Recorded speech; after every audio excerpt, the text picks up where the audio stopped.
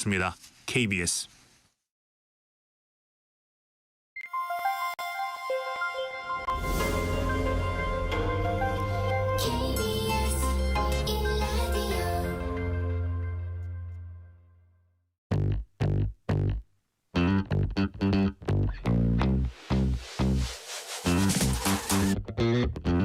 KBS 1라디오 KBS 1라디오 뉴스레터 K.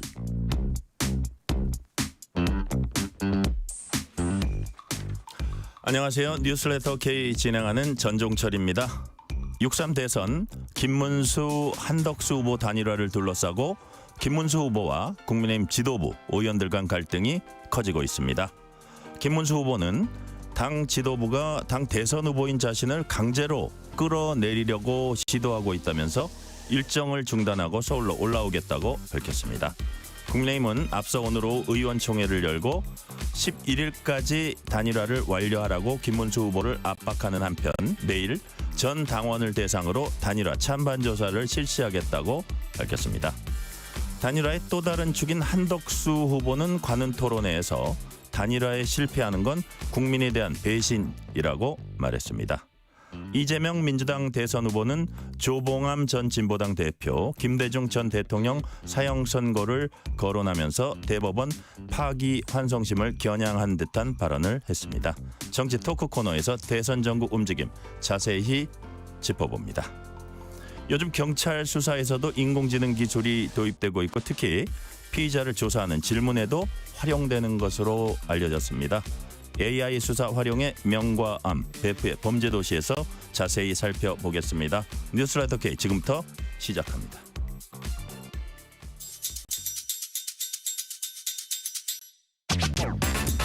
뉴스레터 K 정치 토크 신현영 민주당 총괄 선거대책본부 공보단 대변인 그리고 강전의 국민의힘 대변인 나오셨습니다. 어서 오세요. 안녕하세요. 안녕하세요.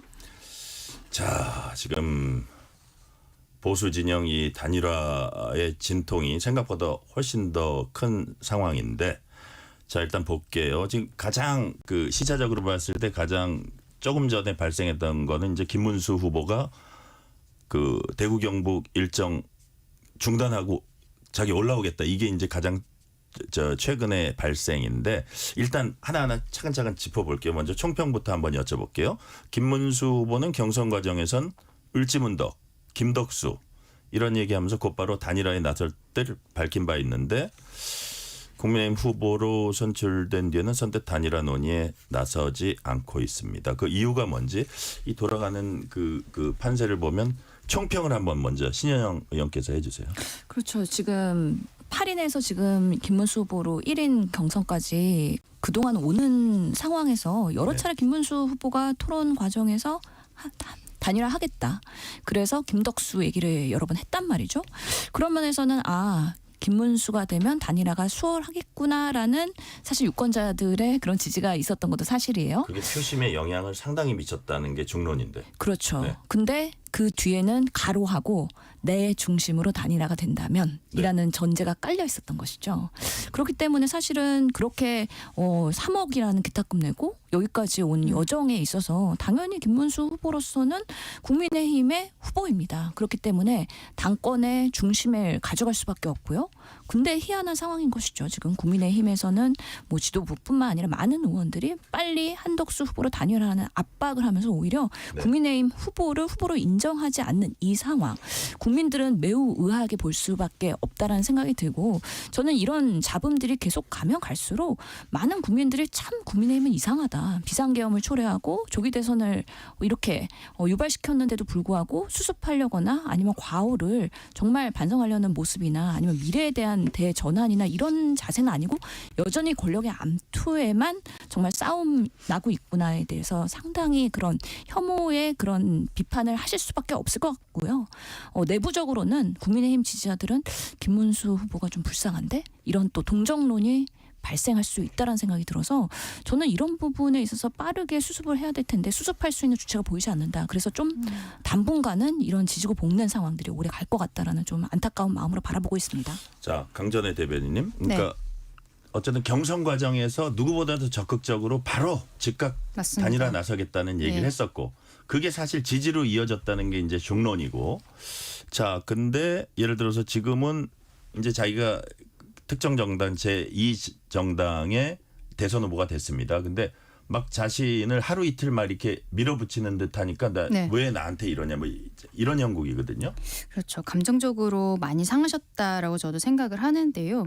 근데 마지막에 1대1 토론을 한동훈 대표와 할 때만 해도 네. 전당대회가 끝나고 즉각적으로 단일화를 하겠다라고 했을 때 그 질문이 나왔을 때 김문수 후보는 5를 들었고 한동훈 후보는 세모였습니다. 네. 역적이었죠. 예, 그 옆으로 세우면서 본인은 이제 다른 이야기를 했는데 김문수 후보는 그동안에 말씀해주신 것처럼 을지문덕, 김덕수 이러한 이야기들로 그냥 단일화가 아니라 정말로 적극적인 단일화를 할 것처럼 어필했던 부분들이 있었고 네. 그게 우리 당원들께 분명히 이제 마음에 들어갔었던 부분들이 있다라고 생각을 하거든요. 오늘 권영세 비대위원장은 스스로 한 약속을 기억해야 뭐 이런 용어를 썼어요. 그렇죠. 근데 후보가 된 날, 전당대회에 선출된 날 바로 그날에 지도부가 찾아갔던 것이 저는 감정적으로 좀 속상했던 부분이 아닌가 싶습니다. 결국 본인이 최종 후보가 될 때까지 좀 힘들었어요. 다른 후보들과의 토론 과정에 있어서 감정적으로든 뭐든 여러 가지로 많이 힘든 부분이 있었는데 지도부가 찾아가서 거기에 대해서 어떤 격려하거나 축하하거나 이런 것이 아니라 3일 안에 단일화를 마무리해야 된다. 이런 이야기를 했다라고 지금 언론에 보도가 되고 있는데 누구든 좀 속상할 수밖에 없지 않았을까. 그리고 본인도 단일화에 대한 의지가 꺾인 것은 아니다. 하지만 지금 시간에 있어서 조금 더 시간을 달라라고 이야기한 부분들이 있잖아요. 네. 그러니까 지금 저희 지도부와 약간 스텝이 꼬이면서 일이 조금 더 커지고 있는 것이 아닌가라고 생각하는데 어느 정도 저는 좀 개인적으로 예상은 했습니다. 왜냐하면 본인이 후보가 되었을 때는 급해지는 건 한덕수 후보일 수밖에 없거든요. 네. 5월 11일까지 국민의힘으로서 그 배지를 달지 못한다면 본인이 실질적으로 무소속으로서 마무리를 하기가 너무 어려워요. 자금력이라든지 조직이라든지 이런 것들을 가지고 올 수가 없는 부분들이 있어서 한덕수 후보 측에서 더 이렇게 다급하게 나오는 모습들이 있을 것이다라고 말씀드렸는데 저는 이게 저희 지도부가 첫날 찾아가서 3일 안에 마무리해야 된다는 부분도 있지만 한덕수 후보도 본인이 출마할 때는요. 출마의 의지에 대해서 뭐 개헌이라든지 국민통합이라든지 이런 이야기들을 했는데 왜 본인이 국민의힘 경선에 참여하지 않았는지 거기에 대해 솔직하게 국민들께 말씀드리는 메시지가 없었어요. 물론 우리들이 봤을 때는 그때 미국과의 2+2 뭐 통상 협의라든지 이런 것들이 있었다라는 건 알고는 있지만 그것을 넘어서서 왜 남들이 보기엔 부전승처럼 보이는 이 상황 실상은 본인 스스로가 초래한 것인데 여기에 대해서 먼저 소탈하게 말씀을 드리고 혹은 국민들께 말씀드리는 게 어렵다면은 김문수 후보에게 뭐 전화를 해서라든지 아니면 만났을 때라든지 이런 이야기를 했었어야 되는데 이런 것들이 없는 상태에서 빠르게 진행해야 된다라고만 김문수 후보를 재촉하는 모습들이 감정적으로 많이 상한 것이 아닌가라고 생각합니다. 지금 강전의 대변인 말씀은 물론 본인이 경선 과정에서 즉각 단일화에 나서겠다는 어떤 그 뭐 약속을 일종의 안 지키고 있는 그런 측면도 있지만 김문수 후보 입장에서 보면은 한덕수 후보는 정말 부전승으로 저렇게 하려 그러는데 그거를 알고 있었는데도 불구하고 당 지도부가 와서 너무 밀어붙이는 느낌을 가졌을 수도 있다. 양쪽의 그 입장에서 다 얘기를 해주셨는데 자, 그 강전의 대변인께 이어서 하나 더 여쭤볼게요. 네. 어제 저녁 늦게까지 그 국민의힘 긴급 의총했고 오늘 오후 2시부터 다시 의총 열렸습니다. 뭐 권영세 비상대책위원장도 상당히 강하게 그 11일까지 단일화 완료해야 된다. 실패하면 뭐 본인 사퇴할 것. 뭐 하면서 만약에 그 단일화 실패해서 대선 패배한다면 역사의 죄인이 될 거 뭐 이런 얘기들을 하면서 네. 전당원 조사를 한다고 했어요. 내일. 네, 네. 그죠? 그것도 일종의 압박용이라고 봐야겠죠? 일단 이것은 사실상 서로 간에 단일화에 대한 협상을 하고 그 룰에 따라서 만약에 여론조사로 하겠다. 우리 당원들 여론조사로 하겠다 하면은 그때 해야 되는 것이 맞는데 지금으로서는 말하자면 지금 말씀 주신 것처럼 김문수 후보에게 이렇게 많은 당원들께서 원하고 계시다라는 것을 보여주기 위해서. 위한 것이 예. 아닌가라고 생각을 합니다. 단일화를 해야 된다는 것에 있어서 김문수 후보가 그동안에 본인 스스로 강하게 이야기한 부분이 있어서 저는 진행은 될 거라고 생각을 해요. 왜냐하면 정치인이거든요. 근데 일각에서는 나중에 당권, 이번 대권이 아니라 당권을 잡으려고 하는 것 아니냐 뭐 이런 이야기들이 있는데 이런 형태로 당원들의 마음 그리고 정치인이 본인이 내뱉었던 말을 지키지 않는 모습은 이런 식이면 당권도 못 잡을 거다. 다음 전당대회에서도 저는 절대 되지 않는다라고 생각을 해요. 스스로도 알고 있을 것입니다. 당원들의 마음, 국민들의 마음을 얻어둬야 본인이 다음 스텝이 있다라는 것을 알고 있을 여하튼 것인데 11일까지는 단일화될 가능성이 높다. 저는 될 거라고 생각합니다. 근데 지금 상황에 있어서 서로 조율하는 시간이 필요한데 앞서 말씀드린 것처럼 감정적인 부분들이 너무 격해진 것이 아닌가. 그래서 지금 의총에서 아예 단일화에 대해 뭐 당론으로 정하자. 네. 이런 이야기까지 나왔다고 하는데 그렇게 했을 때는 김문수 후보 측에 더 감정적으로 이렇게 압박을 줄 수가 있기 때문에 그래서 사실은 결의문 채택하려고 네. 그러다 안 했다는 거 아니에요. 맞습니다. 거기까지 하지 않은 것이 감정적인 부분들을 더 이상 건드리면 안 된다는 우리 의원들의 어떤 공감대가 형성되었기 때문이라고 생각하거든요. 일단은 김문수 후보 그리고 한덕수 후보 지도부가 여기에 대해 조화롭게 해결을 해야 되는데 그 전에 감정적인 부분이 먼저 해소돼야 될 것 같다 생각합니다. 자, 지금 강전의 대변인 말씀 중에 그래도 될 것으로 본다. 본인이 이걸 단일화에 어떻게 보면 어깃장을 놓거나 하면 앞으로 정치인으로서의 생존도 쉽지 않을 거라는 취지로 얘기했거든요. 신영 의원님 그렇게 보세요? 뭐 저는 지금 이런 잡음들이 결국엔 단일화를 요원하게 만드는 결과를 초래할 거라고 생각을 합니다. 단일화가 쉽지 않아 보인다. 예, 김문수 후보 입장에서는 이번에 이렇게 본인이 국민의힘의 후보로 되는 거는 정말 별의 순간을 잡은 거거든요. 이번에 제대로 잡고서는 당권을 유지하면서 단일화를 하더라도 어떤 방식으로 할 건지 그리고 김문수 후보 측이 원하는 방식으로의 주도권을 싸움을 하고 있는 건데 그런 것들을 무시하고 지금 지도부에서는 계속해서 압박을 넣고 있는 모양새잖아요. 그럼 김문수 후보 입장에서는 캠프에서는 상당히 분노가 있을 수밖에 없어요. 그러니까 중간에 오늘 말 끊어서 죄송한데 예. 분노 말씀하셨는데 뭐라 그랬냐면 어제 입장문에서 오늘 이제 좀 경주 지역에서 올라오기 전에 입장문에서 단일화 원활히 추진하기 위해서 필수적인 선거대책본부 구성 당직자 임명에도 협조하지 않고 있다. 후보가 주도해야 할 단일화 추진기구도 일방적으로 구성했다. 이렇게 불만이 많더라고요. 그래서 어제 의원총회를 밤에 열면서 네. 비대위 권영세 지도부가 다시 김문수 후보 만나가지고 그러면은 정말 그 뭐 사무총장에 대한 임명에 대한 권한이나 아니면 여러 가지 그 선대위를 구성하는 것까지는 합의를 봤단 말이죠. 네. 그런데 그 이후에 어떻게 했습니까? 전당대회를 공지하고 그리고 전국위원회를 공지했어요. 이거는 김문수 후보랑 상의하지 않은 부분인데 김문수 후보 측에서는 그럼 또 뒤통수 때리네? 이런 부분에 있어서 분모가 있을 수밖에 없고요. 그래서 오늘 아마 김재원 비서실장도 이런 부분에 있어서 문제점을 제기하면서 아니 1,000원짜리 당비 한 번 안 낸 한독수 중심으로 이렇게 가는 게 어딨냐? 우리가 그러면 바지 사장이란 말이냐? 이런 분노를 당연히 내비칠 수밖에 없고 그래서 이런 식이면 우리 후보로서의 선거활동 못한다. 그래서 지금 대구에서 서울로 다시 오는 상황이 되는 건데요. 네. 결국에는 이 단일화라는 과정이 명분이나 아니면 비전이나 정책으로 한덕수와 김문수가 합치는 게 아니라 누구 권력으로 누구 중심으로 할 거냐에 대한 명분 없는 단일화이기 때문에 이런 일들이 초래되는 거고 결국에는 정관웅의 아바타인 김문수 그리고 윤석열의 아바타인 한덕수 이 두 사람의 단일화 모습들이 정말 아름답지 않다라는 면에서 국민들한테는 상당히 비판을 받을 수밖에 없다라는 생각이 듭니다. 결국에는 이 단일화에 대한 부분들이 동상이몽이라는 거죠.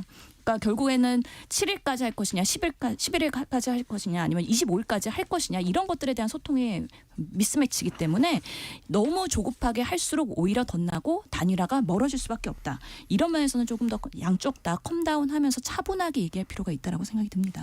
그 입장문에 사실상 당의 후보로 인정하지 않는다 이런 내용이 담겨 있었는데 비슷한 얘기를 김문수 후보가 경주에서도 했습니다. 김문수 후보 얘기 들어보시겠습니다. 당이 대선 후보에 대한 지원을 계속 거부하고 있습니다.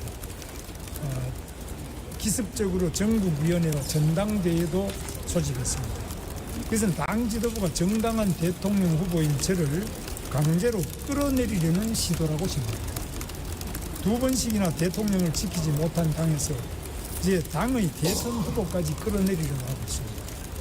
이럴 거면은 경선은 왜 3차례나 했었는지 모르겠습니다. 그래서 저는 지금부터 이 경선 후보로서 하고 있는 일정을 지금 시점부터 중단을 하겠습니다.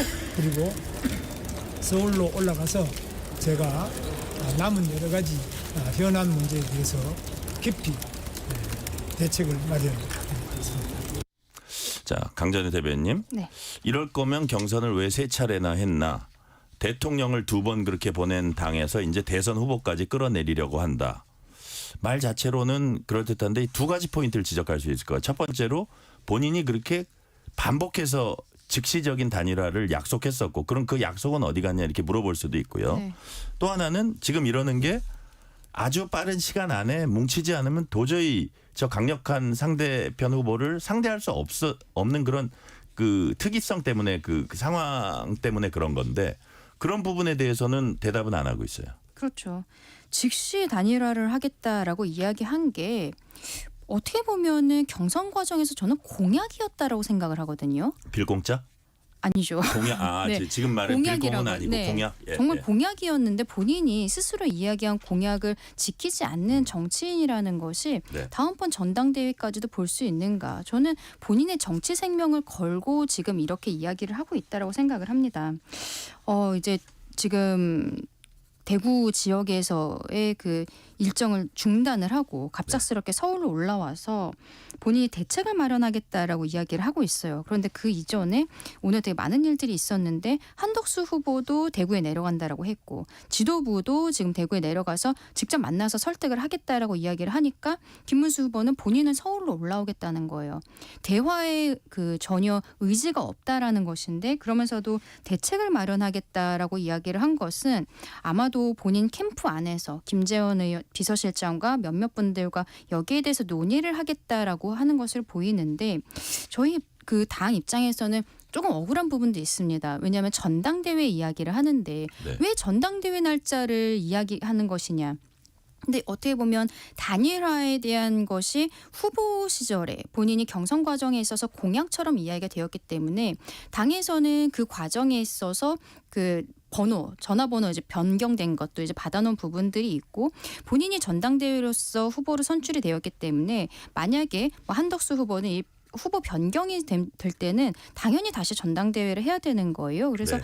이런 것들은 미리 준비를 해놔야만 할 수 있는 것이고 11일까지가 당의 후보가 등록할 수 있는 마지막 마지노선이기 때문에 하고 있는 것인데 예상할 수 있는 것임에도 불구하고 본인과 협의하지 않았다라는 것을 가지고서 문제 제기를 하고 있거든요. 그러면 이러한 문제 제기는 지금 단일화 그 협상 기구를 만들려고 김문수 후보가 직접 이야기를 한 부분이 있잖아요. 그럼 협상 기구를 지금 활발하게 소통을 하도록 만들어주면 된다라고 생각합니다. 그럼 이런 것들이 서로 대화가 되는데 그게 지금 되지 않고 있는 상황이고 당에서 진행하고 있는 것에 대해서는 계속적으로 국민들께 문제 제기만 하면서 대화 창구를 닫고 있는 것은 글쎄요. 저는 김문수 후보가 어떤 생각이신지 모르겠지만 이건 당원들뿐만 아니라 국민들의 눈높이도 좀 맞지 않지 않나. 감정적인 부분이 좀 해소되어야 되는 것은 인정하지만 일단은 대화를 시작해야 되는 것이 먼저가 아닌가라고 생각합니다. 자, 질문 하나 강전희 대변인께 더 드리면 오늘 밤에 만약에 올라오면 네. 그냥 통상적으로 우리가 보면 권영세, 권성동 이런 분들이 가서 만날 것 같아요. 그렇죠. 지금 원래 이제 만나려고 대구로 내려가겠다라고 하는데 김문수 후보가 올라온다고 그러니까 하니까 뭐 서울에서 반드시 만날 겁니다. 저는 뭐 캠프든 자택이든 아마 지도부가 찾아가서라도 만나게 되지 않을까라고 생각합니다. 그렇죠. 가서 어쨌든 뭐 권영세, 권성동 경험이 많은 분들이니까 네. 지금은 이게 좀 하루하루가 급하다는 저 생각에 이제 좀 뭐라 그럴까요? 이제 서두르는 모습을 보였는데 어떤 얘기가 오고 갈지 그거는 우리가 밤이 지나고 나서 이제 살펴볼 텐데. 지금 권영세 비대위원장 같은 네. 경우에는 11일을 마지노선으로 결정을 했고 거기에 대해서 발표를 하면서 11일까지 단일화가 정리가 되지 않는다면 본인이 비대위원장직에서 사퇴하겠다라고까지 오늘 오후에 밝힌 바가 그러니까요. 있거든요. 지도부도 여기에 대해서 굉장히 진심이고 김문수 후보도 당연히 알고 있을 것이라고 생각합니다. 그러면은 오늘 밤에 어쨌든 대화 자체는 이루어질 수 있지 않을까라고 생각합니다. 그 신현영 의원님 아까 말씀하시면서 김재원 실장 뭐 1,000원 당비도 안 낸 뭐 이런 얘기도 하면서 이쪽을 이제 그 당 지도부나 이쪽을 비난을 했었는데 한덕수 전 총리 쪽을 그런 얘기하면서 무슨 얘기도 그때 했었냐면 김재원 실장이 투표용지에서 한덕수 이름을 볼 수 없을 거다 이런 얘기를 했거든요. 그래서 그냥 시간을 끌면서 고사작전인가 이런 분석도 나왔어요. 그러니까 지금 단일화를 한다고 하면 김문수 후보로 단일화가 될지 한덕수 후보로 단일화 될지 아직은 모르는 상황이잖아요. 당연히 김문수 캠프에서의 사실 현직이 아닌 전 국회의원이나 아니면 원외 인사들은 김문수 후보 중심으로 단일화가 되고 당권을 네. 유지하는 것을 바라는 방식으로의 지금 시간 끌기를 할 수밖에 없다. 왜냐하면 시간은 김문수 후보 편이니까 그럴 수밖에 없죠. 지금 보면은 7일로 데드라인을 잡았던 거는 공보 인쇄물 할 수 있는 데드라인이 네. 지금 7일이라는 것이고 11일까지가 후보 등록이기 때문에 11일 이전에 단일화가 안 되면 결국에는 만약에 한덕수 후보는 2번이라는 국민의힘 번호를 사용할 수가 없는 것이고요.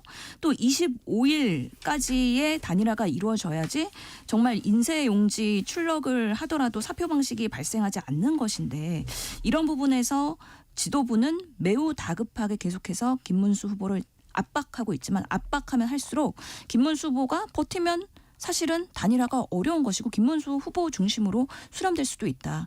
그동안에 한덕수 후보가 검증 과정에서의 제대로 된 정치인으로서의 검증을 못 받았기 때문에요. 얼마 전에도 뭐 광주 사태라고 얘기하면서 말실수하지 않았습니까?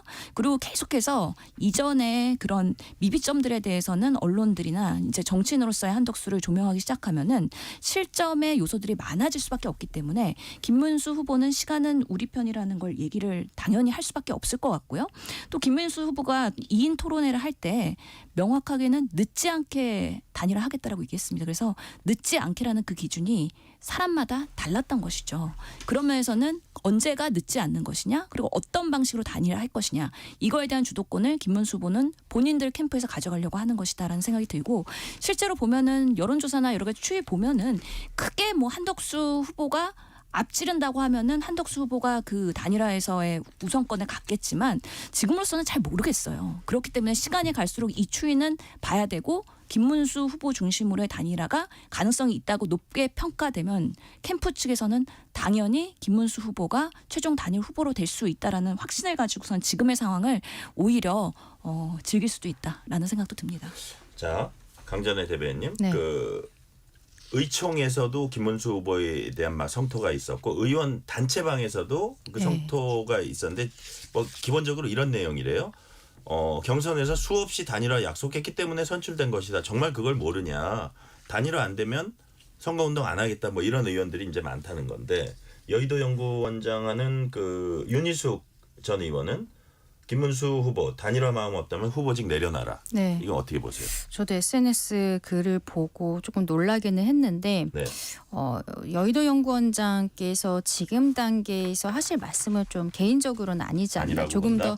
조금 더 지켜보셔야 되지 않나라고 생각을 합니다. 왜냐하면 단일화에 대한 의지가 아예 없다라고 지금 김문수 후보가 이야기하고 있는 것은 아니고 지금 과정에 있어서 본인의 어쨌든 전당대회를 거쳐서 당원들과 국민들의 지지를 얻어서 1등이 되어서 후보가 되었는데 네. 본인에 대해서 당에서 전혀 존중해주지 않는다라는 거잖아요. 그러면은 여기에 대한 오해라든지 이런 것들이 해소가 되면은 정리가 될 수 있는 문제라고 생각을 하는데 이렇게 뭐 의원들께서 성토하시고 이런 뭐 SNS 글을 올리고 그리고 뭐 다른 캠프에 있던 분들이 여기에 대해서 또 다른 글들을 올리면서 지금 당원들이 사분오열되고 있어요. 그래요? 그런데 이렇게 나눠지는 것은 필패라는 것, 분열이 필패라는 것에 있어서 모두가 공감대를 가지고 있음에도 불구하고 분열되고 있는 양상이 있는 것은 분명히 있다라고 저는 개인적으로 생각을 하거든요.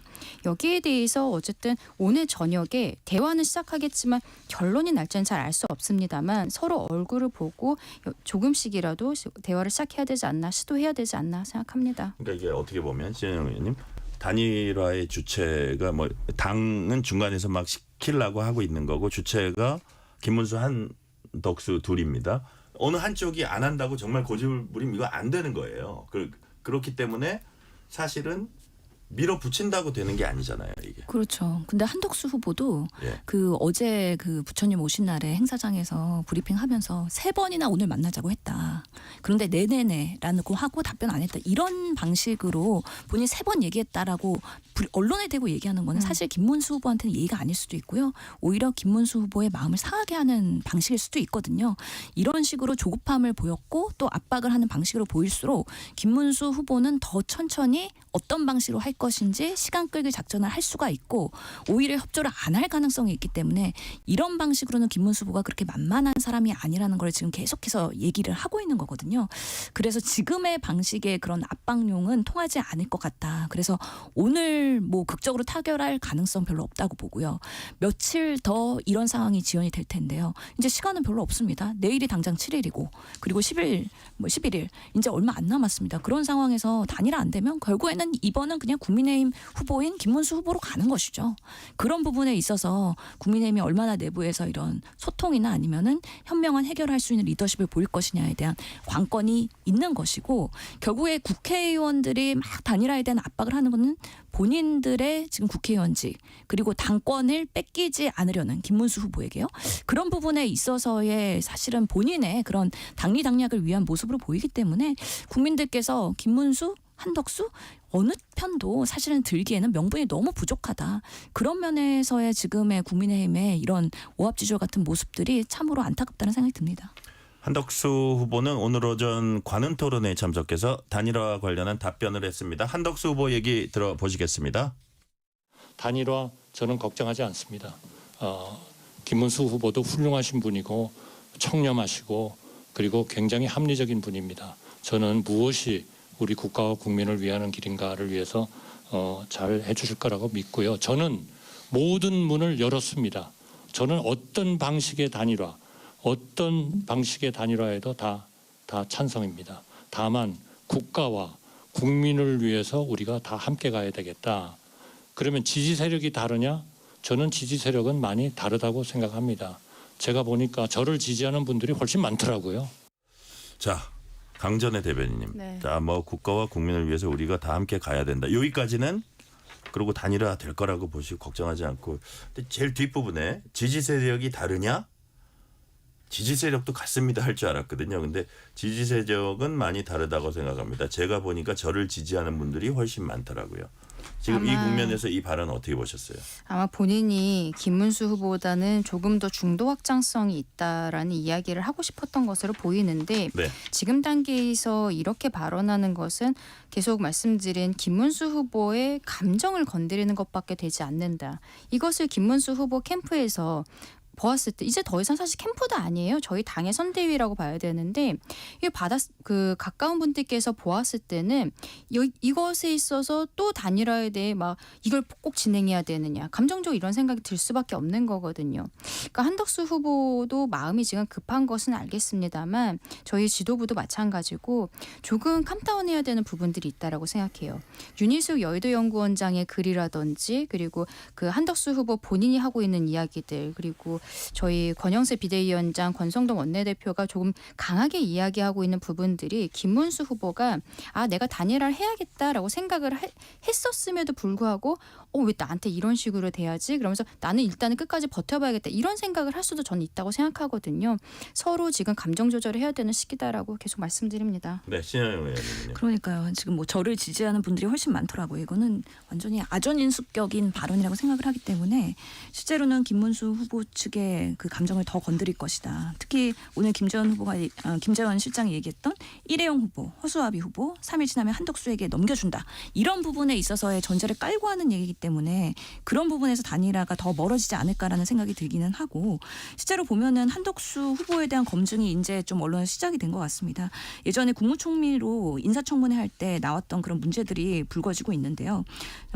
그 공직에 있다가 이후에 정관예우 4년 동안에 20억을 재산 증식했다든지 김현장 회의에서 4번 참석을 하고서 20억을 수련한 부분 그리고 처가 땅을 팔아서 50억의 시세 차익을 받은 거 남편 찬스로 부인이 고가의 본인의 미술품을 판매한 것이 뇌물성 대가가 아닌가 또 중국산 마늘 협상할 때 사실 국민들한테 투명하게 공개하지 않아서 사실은 정보 손실을 3년간 129억을 받은 부분 이런 부분들이 계속 나오면서 지금은 저를 지지하는 분들이 훨씬 많을지 모르겠지만 가면 갈수록 이 지지율이 떨어질 수 있다라는 생각이 들고 또 오늘 관훈 플럼에서는요 R&D 예산 삭감에 대해서 옹호하는 발언 그리고 의료 개혁에 대해서 옹호하는 발언을 하면서 본인 정부에서의 실정에 대해서도 뭔가 변명조의 그런 모습들이 보였다는 면이죠. 특히나 의료계에서는 한덕수 국무총리 당시에 이 의료 내란이 발생했을 때 모든 문제의 원인은 근본은 전공의들한테 있다. 이런 기록들이 다 남아있어요. 그렇기 때문에 한덕수 총리가 지금 후보로서 활동하면 할수록 그런 부분들이 다시 불거져 나올 것이기 때문에 지금의 지지율은 앞으로의 지지율을 담보하지 못한다라고 생각을 합니다. 실시간 교통 상황 알아보겠습니다. 교통정보센터 김민혜 리포터 나와주세요. 네, 이 시각 교통정보입니다. 고속도로는 서울 쪽으로 올라오는 차들이 꾸준한데요. 서울 양양고속도로 서울 쪽 내린천 휴게소 부근으로 정체 이어지고 있고요. 서종에서 화도까지는 15km 정체입니다. 이후 남양주 요금소에서 강일까지도 차가 많습니다. 경부고속도로 서울 방향은 경주와 북대구 부근으로 짧게 주춤하고요. 영동에서 영동 1터널까지는 7km 정체, 대전에서 안성 분기점까지는 총 32km가량 가다서다를 반복하고 있습니다. 부산 쪽은 잠원에서 반포 나들목 부근 1차로에서 추돌 사고나 처리 중입니다. 논산 천안고속도로 천안 쪽은 연무 나들목 신화 4교부터 남풍사 나들목 가송교까지 21km 구간 속도 줄이고 있고요. 함양 울산고속도로 함양 방향은 산회 2터널 부근 2차로에서 승용차 사고나 처리하고 있어서 주의하셔야겠습니다. KBS 교통정보센터였습니다.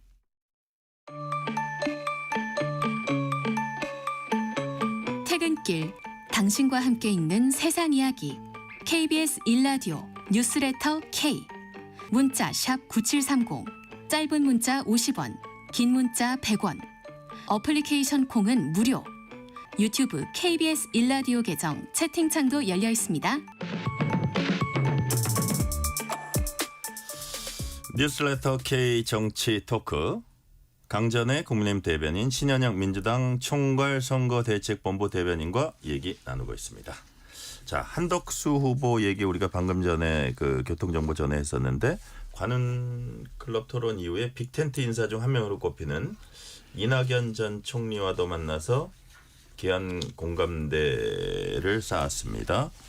자, 신현영 의원님, 이낙연 전 총리와의 뭐 연대랄까 뭐 이런 것이 이게 단일화라고 할 수 있을지 모르지만 이제 뭐 어떤 용어를 쓰든 연대든 단일화든 이게 대선에 영향을 미칠 수 있을까요? 만약에 성사된다고 해도? 저는 별로 없을 거라고 생각이 드는데요. 뭐 손학규 전 대표도 만나고 이낙연 지금 뭐 상임고문도 만나고 다 노후한 어떻게 보면 원로 정치인들이시거든요. 그렇기 때문에 예전에 정치할 때 한때 같이 뭔가 대한민국을 좌지우지했던 분들로서의 그냥 인연으로 만나는 거라고 생각이 들고 이분들이 지지자들에 대한 지분이 있지는 않고 특히 이낙연 전 총리 같은 경우에는 워낙에 민주당의 당대표까지 하셨는데 민주당을 너무 거세게 비판을 하시면서 사실 새로운 미래로 가신 분인데 지금으로서는 정말 그 정치에 해야 되는 명분보다는 민주당에 대한 악감정만 남은 상황에서 이렇게 또 한덕수 후보를 만나는 거 아니냐.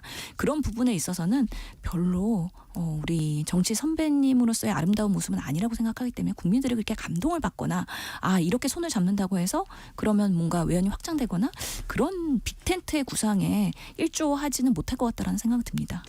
신현영 의원님이 네네. 민주당에 대변인. 대한 악감정을 갖고 있는 것 같다. 이낙연 전 총리가 얘기해 주셨는데 저는 민주당에 대한 악감정이라기보다는 이재명 후보? 민주당에 대한 악감정이라고 네. 생각을 해요. 이런 용어를 썼어요. 미친 듯이 산악계 사법부 파기하고 사법권마저도 수중에 넣으려고 하는 사나운 일을 계속하고 있다. 거의 국민의힘 대변인이 쓸만한 표현을 훨씬 더 민주당 전 대표께서 발언의 강도가 더 세다고 그리고 할 수 있습니다. 뭐 전 총리께서 하고 계시니까요. 저는 이분은 그래도 결론적으로는 민주당으로 돌아가고 싶다라는 생각을 하실 것으로. 국민의힘에 대해서도 강하게 비판하고 있어요. 네. 시대착오적인 비상계엄과 일단 대통령 파면하면서 양쪽을 다 비난하고 있는데 과연 한덕수 총리와 정치적인 손을 잡을 수 있겠느냐. 일단은 그런 모습은 보이겠죠. 왜냐하면 그래요. 언론에 보도가 되고 있고 본인이 실상 작년 총선에서 굉장히 저조한 지지율로서 패배를 한 적이 있었는데 그 이후에 좀 절치부심하는 시간이 있지 않았나 생각을 합니다. 그런데 지금 상황에 있어서는 이재명 대표가 너무 압도적인 일극체제로서 민주당을 이끌어왔기 때문에 본인의 자리가 전혀 없었거든요.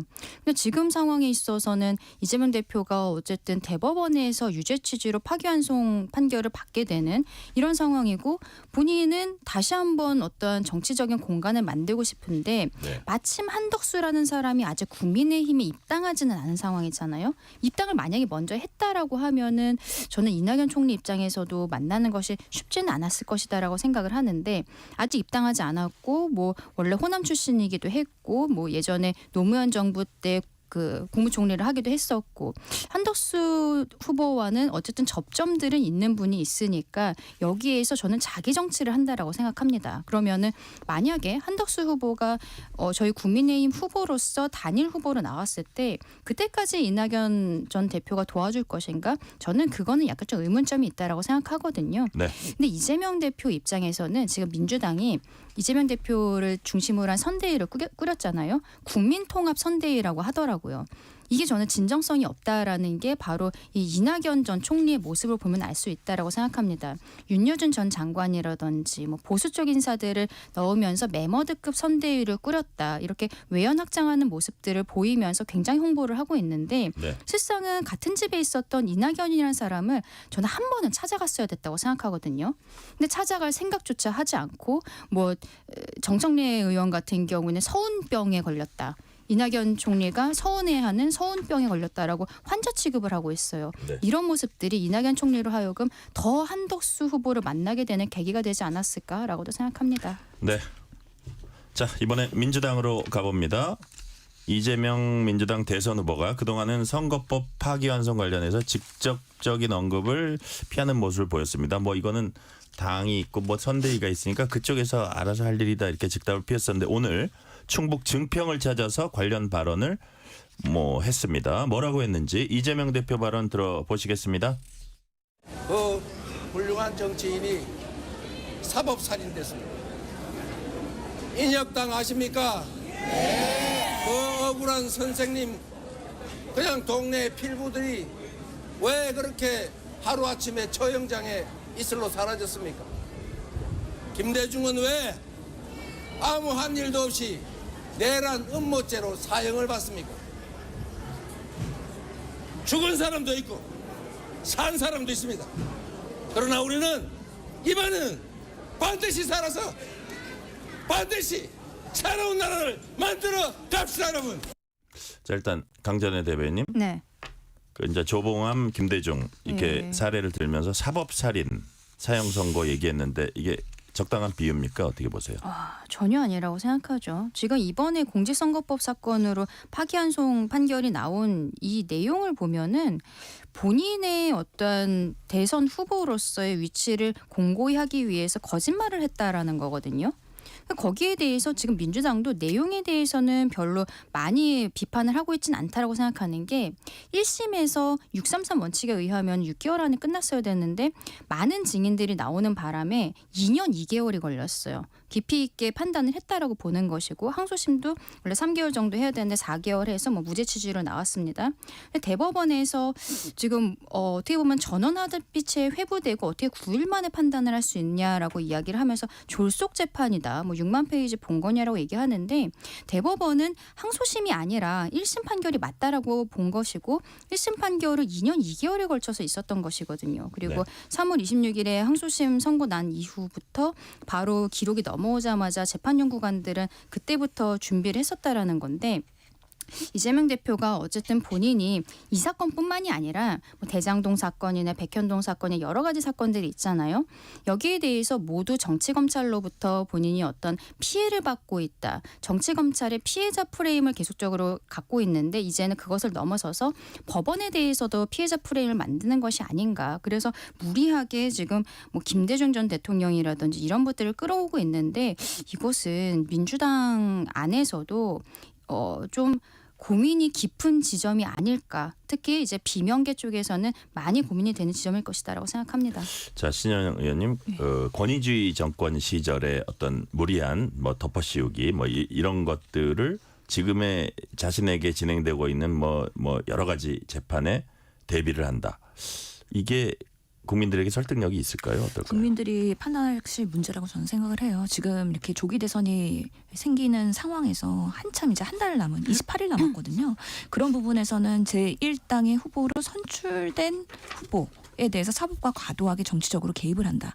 사실은 통상적이지 않은 부분인 것이죠. 선거 기간에 후보에 대해서 판결을 하는 것 자체가 그 선거한 후보한테는 상당히 불리하게 작용할 수 있기 때문에 네. 사법부는 그런 판결에 대해서는 자중하고 재판을 하지 않는 것이 통상적인 일이었다고 생각을 합니다. 그럼에도 불구하고 이 조희대 대법원장이 어떤 이유든 간에 졸속으로 판결을 하면서 다시 파기환송을 했다. 네. 그러면서 국민들한테 정말 참정권으로 보장해야 되는 다음 대통령 선발에 대해서 후보 자격을 박탈하려고 하는 사법부의 뭔가 모종의 그런 계획이 있는 거 아니냐라고 얘기할 수가 있기 때문에 국민들께서도 네. 정말 우리가 뽑아야 되는 대통령의 참정권에 대해서 사법부가 오히려 과도하게 고위 법관 몇 명이 휘둘러 버리면서 이 선거에 개입하는 사태를 어떻게 평가할 것이냐. 결국에 우리 헌법에서는요. 116조에 보면은 선거운동의 공평한 기회를 보장하기 위한 조문들이 있거든요. 그 선거 기간에 충분한 선거를 할 수 있도록 해야 되는데 재판 일정을 5일이나 잡고 그러면서 계속 재판정을 오르락내리락하면서 언론에 보도하게 하고 그런 방식으로 망신주기하는 사법부의 이런 방식이 정말 정당하냐에 대해서 국민들이 당연히 물을 거라고 생각을 합니다. 네. 이게 시기적으로 사법부가 네, 개입한 대변인. 것이 아니냐라고 이야기하는 것은 633 원칙이 지켜졌다면 진즉에 이재명 대표는 확정 판결을 받고 피선거권이 박탈되어 있는 상황일 거거든요. 그런데 1심이 2년이 넘게 걸렸기 때문에 어떻게 보면은 우연히 시기적으로 지금 온 것이다라고 생각을 하고 지금 이번 달 15일에 파기환송심 공판기일이 잡혀 있어요. 근데 민주당이 최근에 보이는 모습은 이거는 피고인 이재명에 대한 사건인데 마치 피고인 민주당인 것처럼 이 15일 공판기일을 뭐 취소하든지 연기하든지 이런 것들이 민주당이 당 차원에서 문제 제기를 하겠다라는 것인데 이런 것은 정말 사법부의 독립성을 훼손하는 것이고 상권분립의 원칙을 훼손하는 것이거든요. 헌법적 가치를 지금 훼손하는 일입니다. 저는 이재명 개인에 대한 사법 리스크보다도 최근에 민주당이 보여주고 있는 모습들 대법원장뿐만이 아니라 처음에 초선 의원들은 이번에 파기환송 의견을 낸 대법관 10명 모두를 탄핵시켜야 된다고 이야기하고 이번에 비상의총에서는 고등법원 판사들도 여기에 대해서 아예 판결을 못하게 선제적으로 뭐 탄핵시켜야 되는 거 아니냐 이런 얘기를 하고 대통령으로 당선된 사람은 형사소송이 진행되지 않는다고 형사소송법 개정안을 발의하는 모습들 뭐 대법 가운데 14명에서 30명으로 증언하겠다라는 등 이런 것들이 오히려 지금 민주당이 보여주는 폭주가 국민들께 특히 중도층 국민들께는 더 악재가 될 것 같다라고 생각합니다. 자, 지금 강전의 대변인은 민주당의 사법부를 향한 총공세, 그 법안을 향해서거나 뭐 어떤 대법원장을 탄핵하겠다거나 뭐 이런 것들이 오히려 중도층의 민심 이반을 불러올 수도 있다. 이거는 너무 무리한 것 아니냐는 의견이거든요. 그 부분은 신현영 의원님 어떻게 보세요? 중도층뿐만 아니라 우리 국민들께서 판단하실 부분이라고 생각을 해요. 오히려 지금의 사태에서 보면은 더불어민주당은 이 상황이 아직 내란이 종식되지 않은 상황으로 진행되고 있다라는 불안이 있는 거거든요. 1차 내란이라고 하면은 사실은 12월 3일 날 비상계엄을 정말 위법적으로 그렇게 휘둘렀던 윤석열 정권의 그런 문제점들이 있는 것이고 두 번째로는 사실 대통령 추천목인 헌재를 행정부가 임명하지 않은 부분에 있어서도 이건 정당하지 않다라는 국민적인 문제점들이 당연히 있는 것이고요. 저는 그다음에 또 이번에 주기현 판사가 윤석열 대통령을 구속 취소를 해요. 정말 특혜를 준 사건이라고 보는데 이런 부분에 있어서의 기존의 방식과의 그런 법리 적용이나 이런 것들이 매우 특이함에도 불구하고 검찰이 항고도 하지 않아서 그대로 풀어주게 됩니다. 그러다가 대법원은 결국에는 633 원칙을 얘기하면서 이렇게 빠르게 이미 후보로 선출된 야당 이제는 이재명 후보의 그런 출마까지도 방해하라고 하는 모종의 기획이 있는 것 같다라는 생각이 들기 때문에 이 상황이 정말 간단치 않다. 그렇기 때문에 내란 세력과 지금의 상황을 방해하려는 모종의 그런 윤석열 배우의 그런 역할들이 있을 것이라는 생각이 들기 때문에 할 수 있는 최대한의 모든 가능성을 열어두고 대비해야 된다는 면에서는 국민들께서 이 상황이 사법의 과도한 정치 개입이 정당한가에 대해서 분명히 판단하시고 투표하실 거라고 저는 생각합니다. 예, 신현영 대변인께 하나 더 여쭤보면 일단 그 조희대 대법원장 탄핵은 보류를 했잖아요, 민주당이. 근데 그게 아마 주머니 속에 아직은 갖고 있다 뭐 이런 얘기를 하는 사람들이 있는데 당 지도부에 위임했다는 얘기도 있고 박범계 의원이 뭐라 그랬냐면 그 법률지원단장입니다. 정치 관여와 대선 개입 표적 재판의 사실상 기획자이며 집행자이기 때문에 탄핵 사유다라고 했고 정청래 법사위원장은 우리 국민이 대통령 2명 탄핵한 국민이에요. 대법원장이 라고 했는데 대법원장보다 대통령이 더 세서가 아니고 탄핵 사유가 돼야지 탄핵하는 거잖아요. 그럼 뭐 일개 장관이라도 뭐 일개 장관이란 말이 좀 그렇습니다만 자 그런 부분에서 탄핵 사유가 된다 이렇게 민주당에서 보는 분위기인가요? 저 박범계 의원이 말한 그 탄핵 사유 헌법상의 위헌위법한 상황은 116조에 말한 선거운동의 기회 균등의 보장에 있어서 이 사법부가 그 기회를 박탈하려고 하는 부분 그리고 헌법의 37조에 보면 비례성 원칙에 위배되는 부분이 있기 때문에 이재명 후보에 대한 이 선거운동을 결국에는 사법이라는 그런 재판 리스크로 인해 가지고 방해하려는 그런 부분에 있어서의 국민의 참정권이 박탈되고 있다라는 겁니다. 그래서 후보자의 참정권이나 공무단위권, 피선거권 보장을 해줘야 되는 헌법의 명시 규정을 오히려 재판에 강행하면서 방해하고 있기 때문에 이 부분에 있어서는 위법한 그런 부분들이 있다라는 면에서의 탄핵의 고려가 있는 것이고요. 보류가 됐다라고는 하는데 지금 15일 날 이제 재판기일이 잡혔습니다. 네. 그리고 그 다음에 정말 대법원이 이 조기 대선을 앞두고 있는 정치에 얼마나 과도하게 관여하고 위법한 상황이 더 발생했을 때는 언제라도 필요하면은 이 상황을 가로막을 수 있다라는 대비는 해야 된다.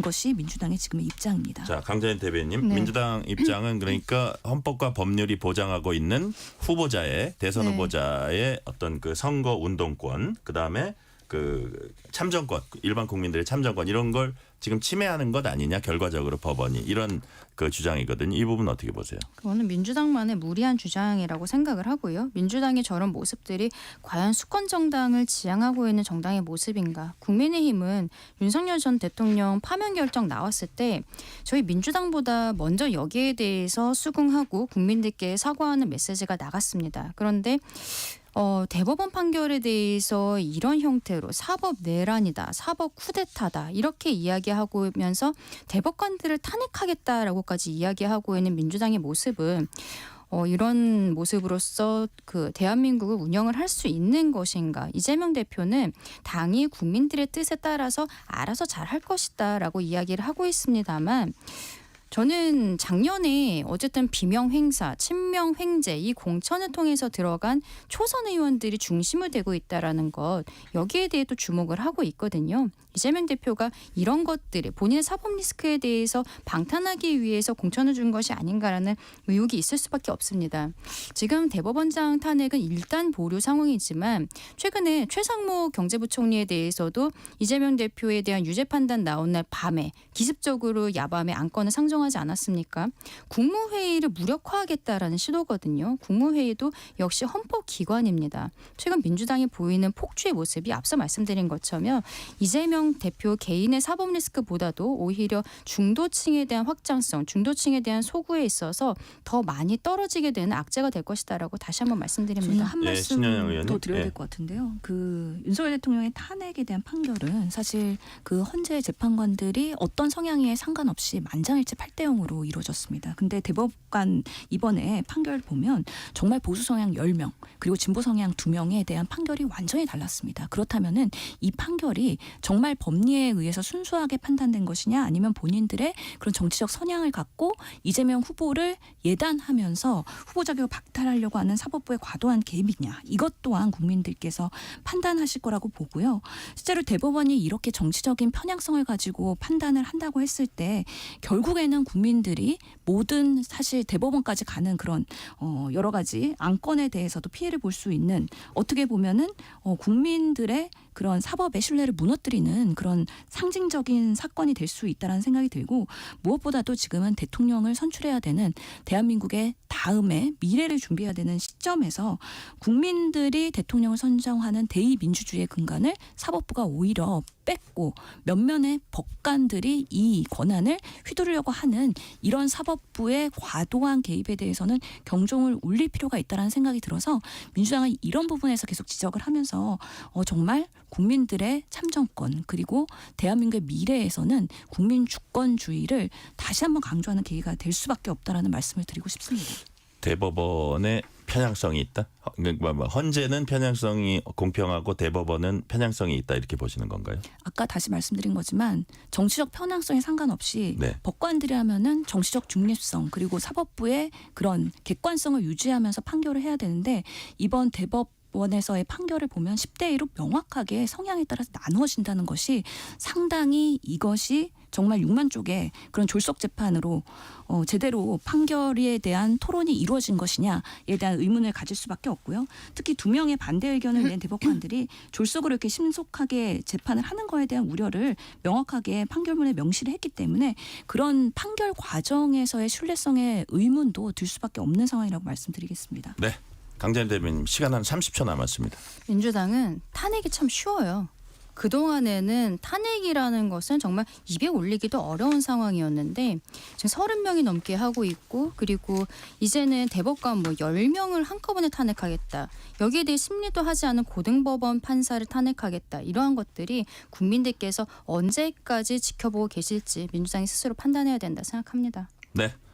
국민께서 지켜보실 거다. 이거를 양쪽에서 다 말씀해 주셨어요. 오늘 말씀은 여기까지 듣겠습니다. 지금까지 신현영 민주당 선거대책본부 대변인, 강전의 국민의힘 대변인이었습니다. 뉴스레터 K 1부 마치고 2부가 이어집니다.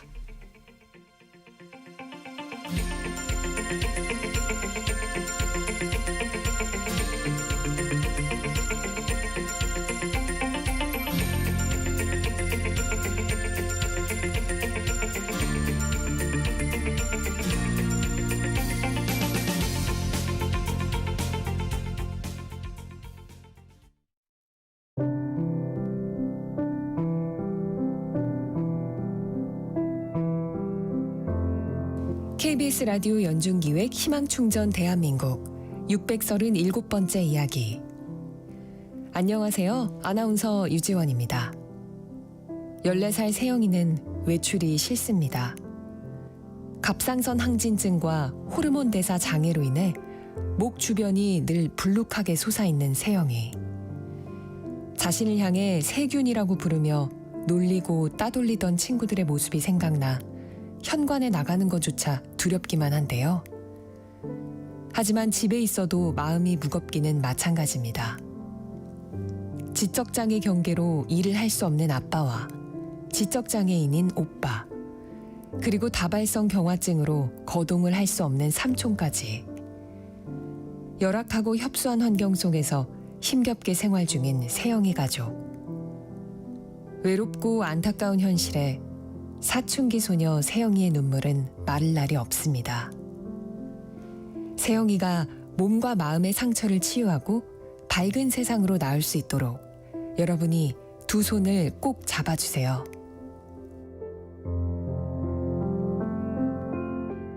여러분의 따뜻한 손길이 희망의 빛이 됩니다. ARS 060-700-1580 060-700-1580 한 통화 3,000원으로 희망을 선물해 주세요. KBS 라디오 연중기획 희망충전 대한민국은 초록우산 어린이재단, 인탑스 주식회사, 그리고 청취자 여러분과 함께합니다. ARS 060-700-1580 한 통화 3,000원입니다.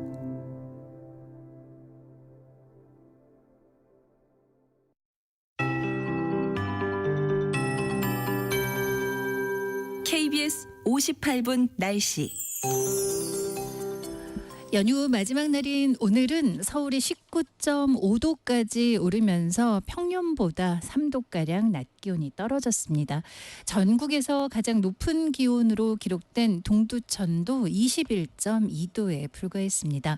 평일로 돌아가는 수요일, 내일은 아침 최저 기온 서울 10도 등 전국이 5도에서 11도 분포가 예상되고, 내일 낮 최고 기온은 서울 21도, 세종, 대전, 광주 22, 대구 23, 부산, 제주 19도 등 전국이 17도에서 23도 분포로 대부분 종일 평년과 기온이 비슷하거나 조금 낮겠습니다.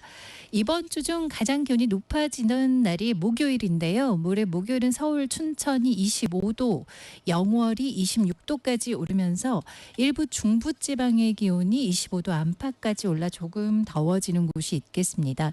글피 금요일은 새벽에 전남과 제주에 비가 시작돼 금요일 오전부터 전국 대부분 비 예보가 있거든요. 이때 기온이 다시 20도 안팎으로 떨어져서 목요일 하루 정도 기온이 25도 안팎까지 전국적으로 예상됩니다. 오늘 특보라는 깨끗합니다. 대기질도 괜찮은데요. 내일 오후 일부 중부와 남부의 오존 농도가 일시적으로 높아질 것으로 예상됩니다. 오늘 저녁까지 일부 경상권으로 약간의 빗방울 예상됩니다. 최영미였습니다.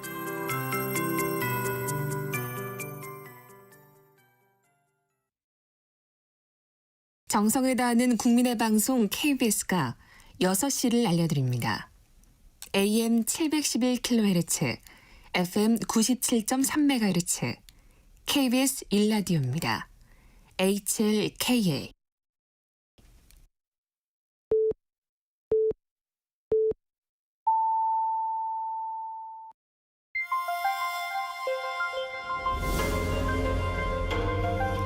KBS 1라디오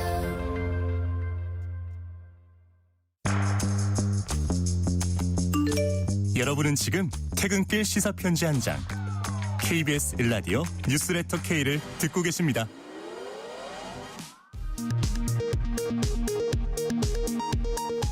이 시각 라디오 정보센터 뉴스입니다. 더불어민주당 이재명 대선 후보가 경청 투어의 일환으로 찾은 충북에서 사법 살인을 언급하며 지금도 내란이 지속되고 있다고 비판했습니다. 민주당은 조희대 대법원이 3차 내란을 기도하고 있다며 대선 후보들의 모든 재판을 선거 이후로 연기하라고 촉구했습니다. 국민의힘이 내일 당원들을 대상으로 후보 단일화 찬반 여론조사를 실시하기로 했습니다. 김문수 후보는 당 지도부가 정당한 대통령 후보인 자신을 끌어내리려 하고 있다고 반발했습니다. 무소속 한덕수 예비 후보는 김문수 국민의힘 후보와의 단일화가 11일까지 이루어져야 한다고 밝혔습니다. 개혁신당 이준석 대선 후보는 김문수 후보나 한덕수 후보와 만날 계획이 없다고 밝혔습니다. 5.18 기념재단 등 5.18 단체는 한덕수 후보가 공식 명칭인 5.18 민주화 운동을 광주 사태라고 발언한 것은 내란 동조 세력 인식이라고 비판하며 공개 사과를 촉구했습니다. 올 들어 4월 말까지 정부가 한은에서 빌린 누적 대출금은 총 70조 7천억 원으로 집계돼 역대 최대를 기록했습니다. 지금까지 라디오 정보센터 뉴스 편유희였습니다.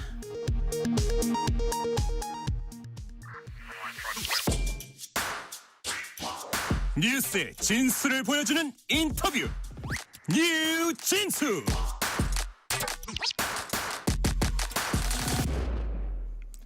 조력 존엄사라고 들어보셨습니까? 의사의 처방을 받아서 환자 스스로 약물을 주입하거나 복용해서 죽음에 이르게 하는 겁니다. 현재 우리나라에선 불법입니다. 우리 국민 10명 중 8명이 조력 존엄사 합법화에 찬성한다는 조사 결과가 나왔습니다. 이 사안을 취재한 KBS 김영은 기자와 함께 조력 존엄사에 대한 얘기 자세히 나눠봅니다. 김영은 기자 어서 오세요. 네, 안녕하십니까. 자, 김 기자, KBS 1TV 시사 프로그램 더보다에서 최근 방송된 내용으로 알고 있습니다. 프로그램 제목이 뭐였어요? 네, 그 아이템 제목이 존엄하게 죽고 싶다라는 제목이었습니다. 존엄하게 죽고 싶다. 네. 네, 지금부터 하나하나 우리가 풀어서 얘기를 해보죠. 먼저 개념부터 정리하고 갈게요. 조력 존엄사가 의사의 처방을 받아서 환자가 약물을 주입하거나 복용하는 방식이라고 했습니다. 좀 더 구체적으로 어떤 방식입니까? 네, 아까 말씀하셨다시피 조력 존엄사가 우리나라에서는 현재 불법이고요. 네. 그래서 우리나라 사람이 만약에 조력 존엄사를 원한다면 스위스까지 가야 됩니다. 그래서 스위스에서 어떤 방식으로 하는지를 설명드리겠습니다. 먼저 그 스위스의 조력 존엄사 단체에 가입을 해야 하고요. 네. 그러면 이제 그 환자가 말기 암 환자라는 진단서를 제출을 해야 되고요. 또 관련 여러 서류를 내야 하고 또 단체에서 그 서류들을 검토한 다음에 승인을 해줍니다. 그럼 승인을 받고 나서 스위스로 갈 수 있는 거고요. 네. 또 스위스에 갔더라도 또 환자의 마음이 바뀔 수도 있기 때문에 그렇죠. 네, 현지 의사가 그러면 환자분은 정말로 이 사망을 원하는지 그걸 여러 차례 물어보고요. 그때도 이 환자가 사망 의향을 밝힌다면 이제 그 의사가 약물 처방을 해주게 되는 겁니다. 그러면 환자가 그 약물을 직접 마시거나 또 단체에 따라서 방식이 약간 다른데요. 수액을 연결을 해서 그 약물을 주입하는 버튼을 눌러서 사망에 이르는 방식도 있습니다. 이게 현재는 스위스하고 오스트리아 그리고 또 미국 일부 주에서 허용하고 있습니다. 아, 네, 그렇군요. 자, 의사의 조력이 있어서 조력 존엄사다. 뭐 이렇게 제가 이해가 되거든요. 네. 우리가 흔히 그 전에 보면 안락사다 이런 얘기 많이 했었는데 네. 그거하고는 확연히 다른 거예요. 네, 확연히 다릅니다. 안락사는 의사가 직접 환자를 죽음에 이르도록 하는 거고요. 그러니까 환자가 안락사를 원한다고 하면 의사가 그 환자 상황에 따라서 이제 판단을 해서 안락사를 허용해 주게 되는데요. 의사가 직접 주사를 통해서 약물을 주입을 하거나 아니면 약물 처방을 해주는 건데 그 네. 행위를 의사가 하는 겁니다. 그래서 그런 안락사를 적극적 안락사라고 하고요. 네. 그 네덜란드하고 벨기에 또 캐나다 스페인, 포르투갈, 호주 6개 주 등에서 조력 존엄사뿐만 아니라 이런 적극적 안락사도 합법입니다. 아, 그렇군요. 그러니까 안락사라는 거는 의사가 직접 적극적인 의료 행위를 통해서 네. 사람을 죽게 하는 환자를 죽게 하는 거고 네. 조력 존엄사라는 거는 뭐 큰 틀에서는 비슷하지만 어쨌든 처방을 해주고 방법을 가르쳐주고 뭐 이렇게 해가지고 스스로 죽도록 도와주는 거. 그게 이제 서로 다르다고 봐도 되겠네요. 네, 맞습니다. 그러니까 네. 죽음에 이르도록 하는 그 결정적인 행위는 환자 스스로 해야 된다는 겁니다. 그게 조력 존엄사. 존엄사입니다. 네. 네. 그 차이가 나네요. 예, 네. 설명을 듣고 보니까 네. 우리나라에서도 이제 회생 가능성이 없고 치료해도 이제 회복되지 않는 환자들이 있을 거예요. 그러니까 임종 과정의 환자가 연명 치료를 중단한다 이런 건 있잖아요. 네, 있습니다. 네네. 근데 연명 의료 중단은 적극적 안락사라든지 조력 존엄사와는 또 다른 거잖아요. 네, 확연히 다릅니다. 그래서 네네. 소극적 안락사라고 불리기도 하는데요.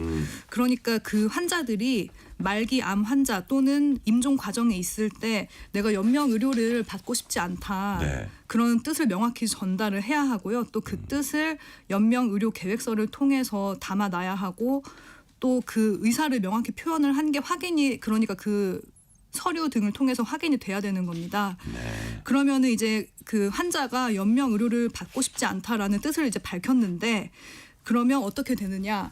환자가 임종 과정에 있을 때 보통 우리는 뭐 호흡기를 뗀다 이런 표현을 많이 하는데 그렇죠. 그러니까 환자가 이미 죽음 단계에 이르렀는데 인공호흡기를 부착하거나 아니면 뭐 심폐소생술을 과하게 한다거나 항암제를 투여하는 이런 일체의 의학적인 시술을 하지 않겠다고 환자가 동의를 하고 그 동의가 확인이 됐을 때 이제 연명 의료를 하지 않는 건데요. 그러니까 소극적 안락사라고 불리는 것 같습니다. 네. 지금 김영훈 기자 설명을 듣고 보면 우리가 제일 먼저 정리했던 게 조력 존엄사, 그다음에 또 비교해서 설명해 주신 게 적극적 안락사, 그럼 세 번째 연명 의료 중단, 이걸 이제 소극적 안락사라고도 한다고 했는데 네. 세 번째 거 요것만 합법적인 거네요. 네, 맞습니다. 그죠? 네. 첫 번째 조력 존엄사, 적극적 안락사는 우리나라에서 현재 불법이고 그래서 꼭 하고 싶은 사람은 스위스 같은 유럽 국가를 가서 하는 거고 네. 연명 의료 중단은 소극적 안락사인데 이 부분은 어떤 약물 치료라든지 어떤 조치를 하지 않는 것으로서 그 환자의 마지막을 이렇게 뭐 돕는다면 도울 수도 있겠는데 그런 거라는 그 세 가지로 나눈다는 뜻이고요. 네. 자, 개념 정리는 확실히 됐고 자, 근데 조력 존엄사에 대한 여론조사 결과가 주목됩니다. 우리나라 성인 10명 중 8명이 찬성한다. 이런 결과가 나왔어요. 네, 그 보건복지 분야의 국책 연구 기관인 한국보건사회연구원이 낸 보고서에 이 내용이 들어 있었고요. 네.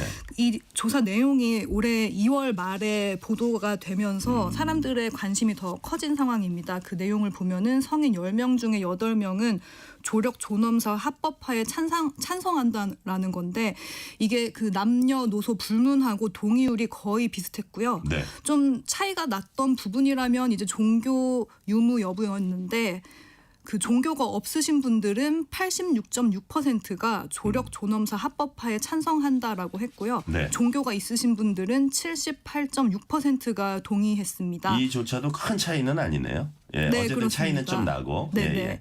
네, 그래서 이런 상황이 있었는데 또 실제로 한국인이 스위스에 가서 조력 존엄사를 한 사례가 알려졌거든요. 그 네네. 한 가족분이 책을 내면서 네. 자기가 직접 자신의 어머니가 조력 존엄사를 했다라는 사실을 밝히면서 취재진도 그분을 직접 만나보기도 했습니다. 그러니까 우리가 모두의 조력 존엄사 어떤 방식으로 하냐 하고 내용이 살짝 겹칠 것도 같지만 어쨌든 그 한국인이 스위스까지 건너가서 조력 존엄사 한 사례를 이제 지금 말씀하셨잖아요. 네. 그 경우에 구체적으로 어떤 절차를 거쳤는지 또 뭐 시간은 얼마나 또 걸렸습니까?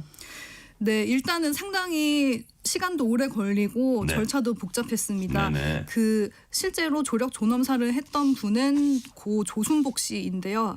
2023년 8월에 스위스에 가서 조력 존엄사를 했습니다. 네. 사실 이분이 처음부터 뭐 스위스에 가고 싶다라고 밝혔던 건 전혀 아니었고요. 2020년에 유방암 완치 판정을 받았는데 그 이후 몇 달 지나지 않아서 암이 뼈로 전이가 됐고 상당한 통증이 있었다고 합니다. 네. 그래서 그때부터 좀 죽음을 언급을 하기 시작했다고 했고요. 네네. 그렇지만 당연히 이분도 통증을 견디면서 회복을 기대했지만 이제 의사도 이분이 기대 여명이 2년밖에 안 남았다라는 얘기를 했다고 해요. 근데 이제 조순복 씨는 끝까지 버텨서 3년 차에 이르렀는데 이제 좀 너무 상태가 좋지 않고 내가 이 고통을 더 이상 못 견디겠다.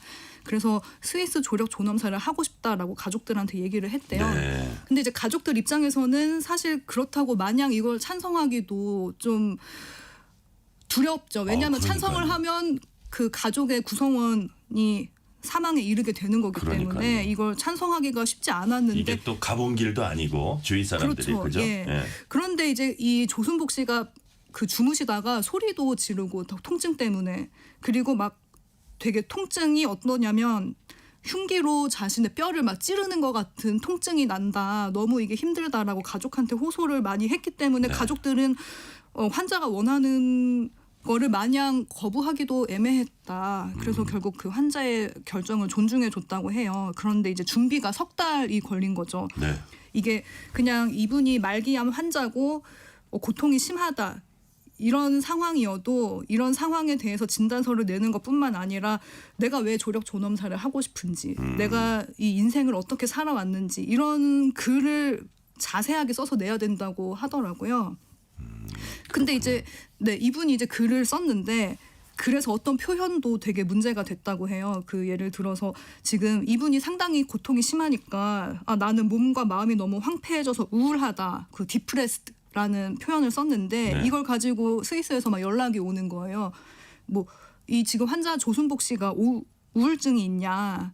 우울증이 있으면은 이게 약간 좀 충동적으로 이런 조력 존엄사를 결정한 게 아니냐라는 우려를 하는 것 같았어요. 네. 예, 그래서 아니 우울증이 있다라는 게 아니라 잠시 이런 상황에 우울하게 느껴졌다라는 표현인데 병력이 없다, 우울증 아니다라고 해명을 여러 차례 해야 됐다고 합니다. 그러니까 절차도 복잡하고 되게 까다로운 거죠. 그러니까요. 네. 자, 말씀하신 대로 절차가 복잡하고 비용은 얼마나 들어요? 이 비용도 상당히 부담이 큽니다. 일단 스위스 하면 되게 물가가 높은 나라로 알려져 있는데요. 그렇죠. 네네. 근데 이제 단체 가입비랑 또 조력 존엄사에 필요한 약물, 처방 비용, 또 이제 나중에 돌아가시고 나면 화장 비용까지 해서 일체 드는 비용만 1,800만 원 정도였다고 하는데 이제 거기로 이동을 해야 되는데 환자 본인뿐만 아니라 가족들도 이동을 해야 되고 뭐 며칠 동안 그 숙소에 머물러야 하는데 이런 비용을 다 합치면 거의 4천만 원 가까이 들었다고 합니다. 네. 네, 또 특히 이 조순복 씨의 경우에는 암이 전이가 되는데 뼈로 전이가 됐고 심지어 이제 하반신 마비 증상이 갑자기 와서 그러면 이 조순복 씨가 엄청 빨리 스위스행을 독촉을 갑자기 가족들한테 했다고 해요. 그 이유가 이제 내가 하반신 마비가 왔기 때문에 출국을 못하게 되면 나는 이 고통을 언제까지 견뎌야 하냐. 빨리 출국일을 앞당겨 달라라고 가족들한테 얘기를 해서 그 과정에서 뭐 비행기 비용도 더 들었던 걸로 이렇게 나오고요. 근데 그런 상황을 종합해도 너무 큰 비용이 들었던 거는 맞는 것 같고요. 부담이 됐다고 이 가족들도 얘기를 하고요. 또 그런 상황이고 이렇게 절차도 복잡하고 비용도 많이 드는데 지금 이 실제로 스위스에 가서 조력 존엄사를 한 한국인이 확인된 것만 최소 13명입니다. 이제 각 단체에서 이제 한 2년 전 2023년 말 기준으로 통계를 발표한 걸 저희가 취합해봤더니 이 정도로 나온 거고요. 또 단체 가입자도 300명이 넘을 것으로 추정되는 상황입니다. 네. 근데 이 경우에 국내에서 이제 불법이잖아요. 네. 조력 존엄사. 네. 근데 스위스까지 함께 간 동행자가 어쩌나 행위는 스위스에서 이루어졌지만 그 행위를 하고 이제 한국에 돌아와서 살잖아요. 그럼 자살 방조 혐의 같은 걸로 처벌받을 수 있나요?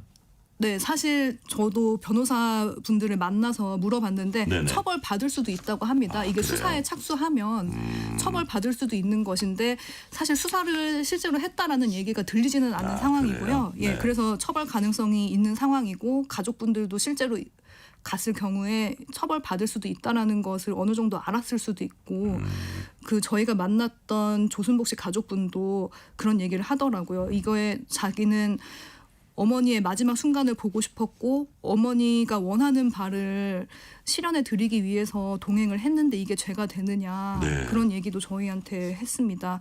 그래서 이런 상황이다 보니까 헌법 소원이 제기됐어요. 아, 그래요?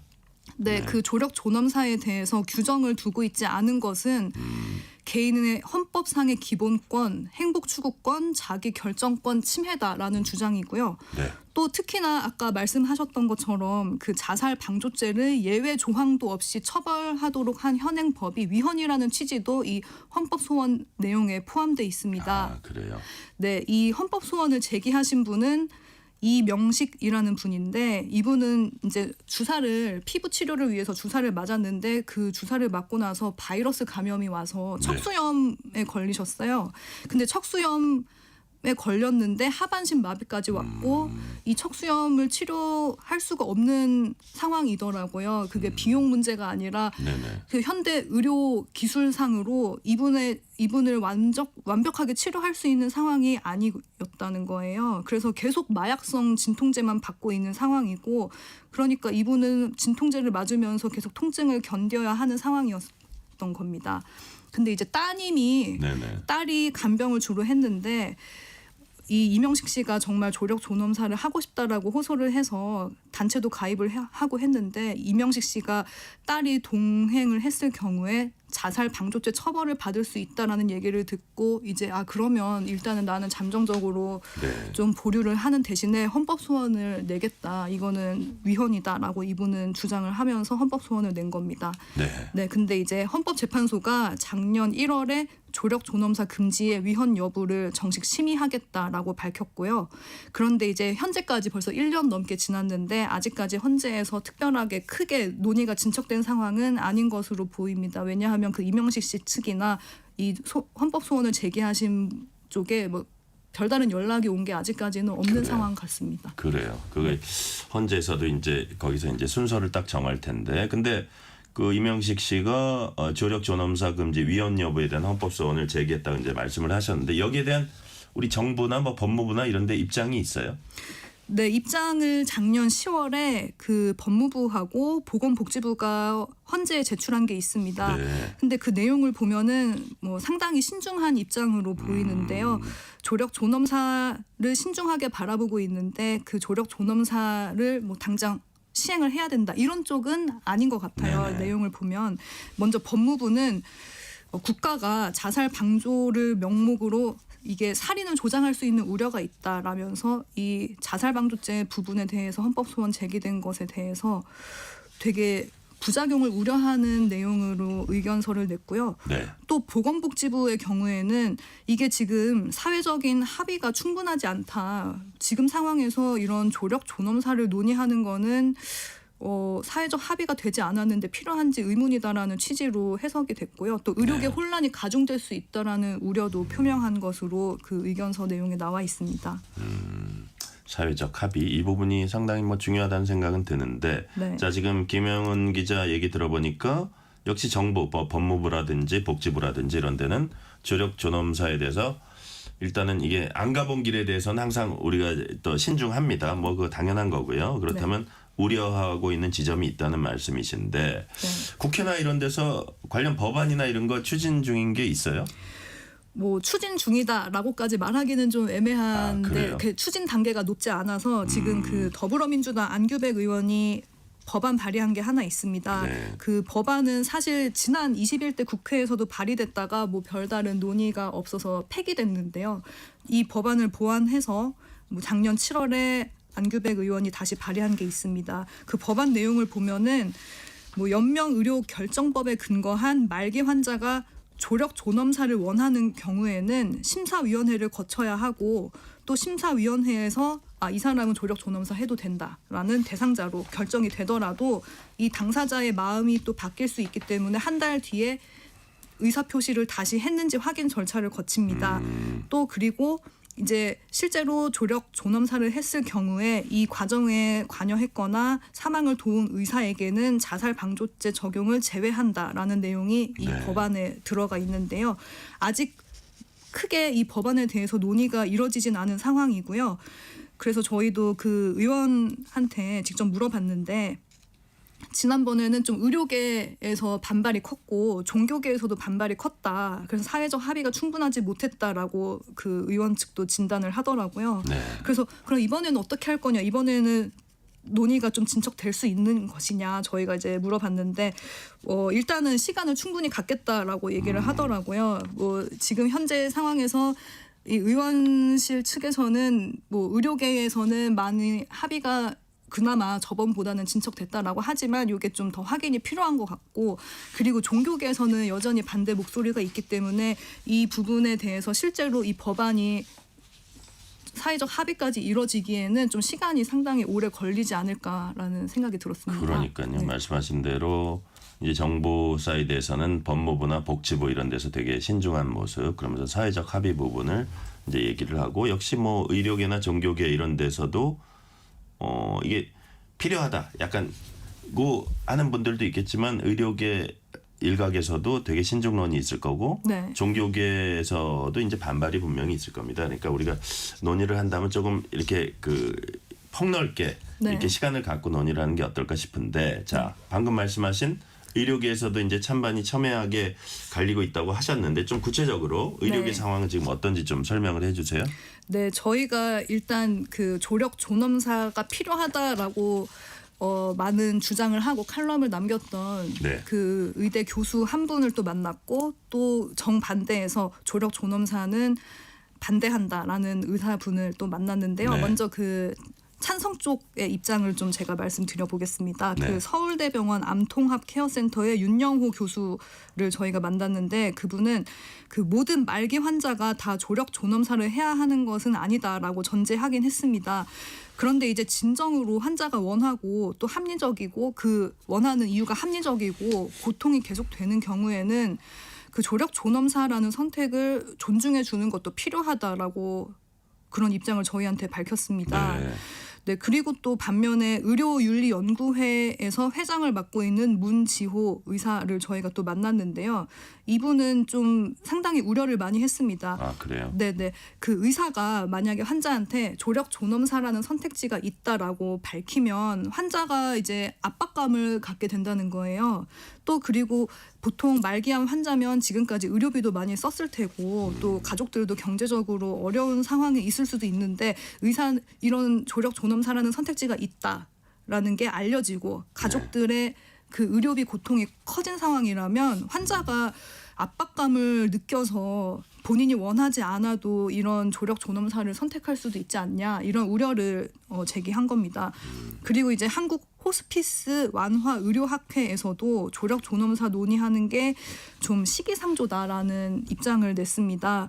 그 아까 처음에 제가 말씀드렸듯이 그 호스피스 부분이 어떤 거냐면 호스피스는 좀 완화 치료라는 걸 많이 하는 곳이에요. 그렇죠. 통증 완화하죠. 네, 예. 네. 그래서 막 그 말기암 환자한테 뭐 그 항암제를 막 투여한다거나 그런 식의 치료를 하는 게 아니거든요. 근데 이제 그쪽에서는 일단은 우리가 존엄한 돌봄을 먼저 얘기를 해야 한다. 호스피스 시설이 지금 부족하기 때문에 이런 완화 의료 인프라를 확충하는 게 중요하다.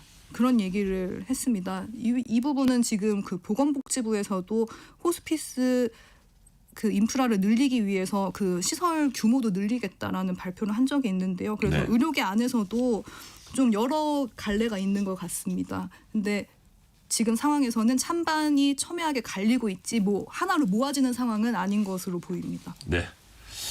자, 찬반 설명해 주셨고요. 김영은 기자가 이제 취재차 호스피스 병동 다녀왔습니다. 아까 말씀하신 대로 말기암 환자들 통증 완화 치료 이제 받고 있는 게 이제 주 목적이라고 할 수 있는데 그곳 상황은 어땠습니까? 네, 일단 이제 제가 뭐 병원에 가긴 했는데 네. 전부가 그렇다라고 할 수는 없겠지만 일단은 그 환자나 그 환자 가족분들은 좀 만족하는 것으로 보이긴 했어요. 그래요? 예. 그 이제 환자분이 병원에 계시면은 이제 통증 치료 위주로 받고 심리 안정 같은 것을 이제 가족분이 아니라 음악 치료사나 뭐 말벗 뭐 종교인까지 와서 기도를 해준다든지 이런 식으로 심리 안정을 위해서도 이 의료진뿐만 아니라 봉사자들이 많이 도움을 주고 있더라고요. 근데 네. 이제 이런 병원 자체가 상당히 부족한 상황입니다. 그 1년에 암으로 사망하는 사람의 규모가 8만 5천 명인데 제가 다녀왔던 호스피스 병상이 전국에 1,700개 정도밖에 되지 않기 때문에 네.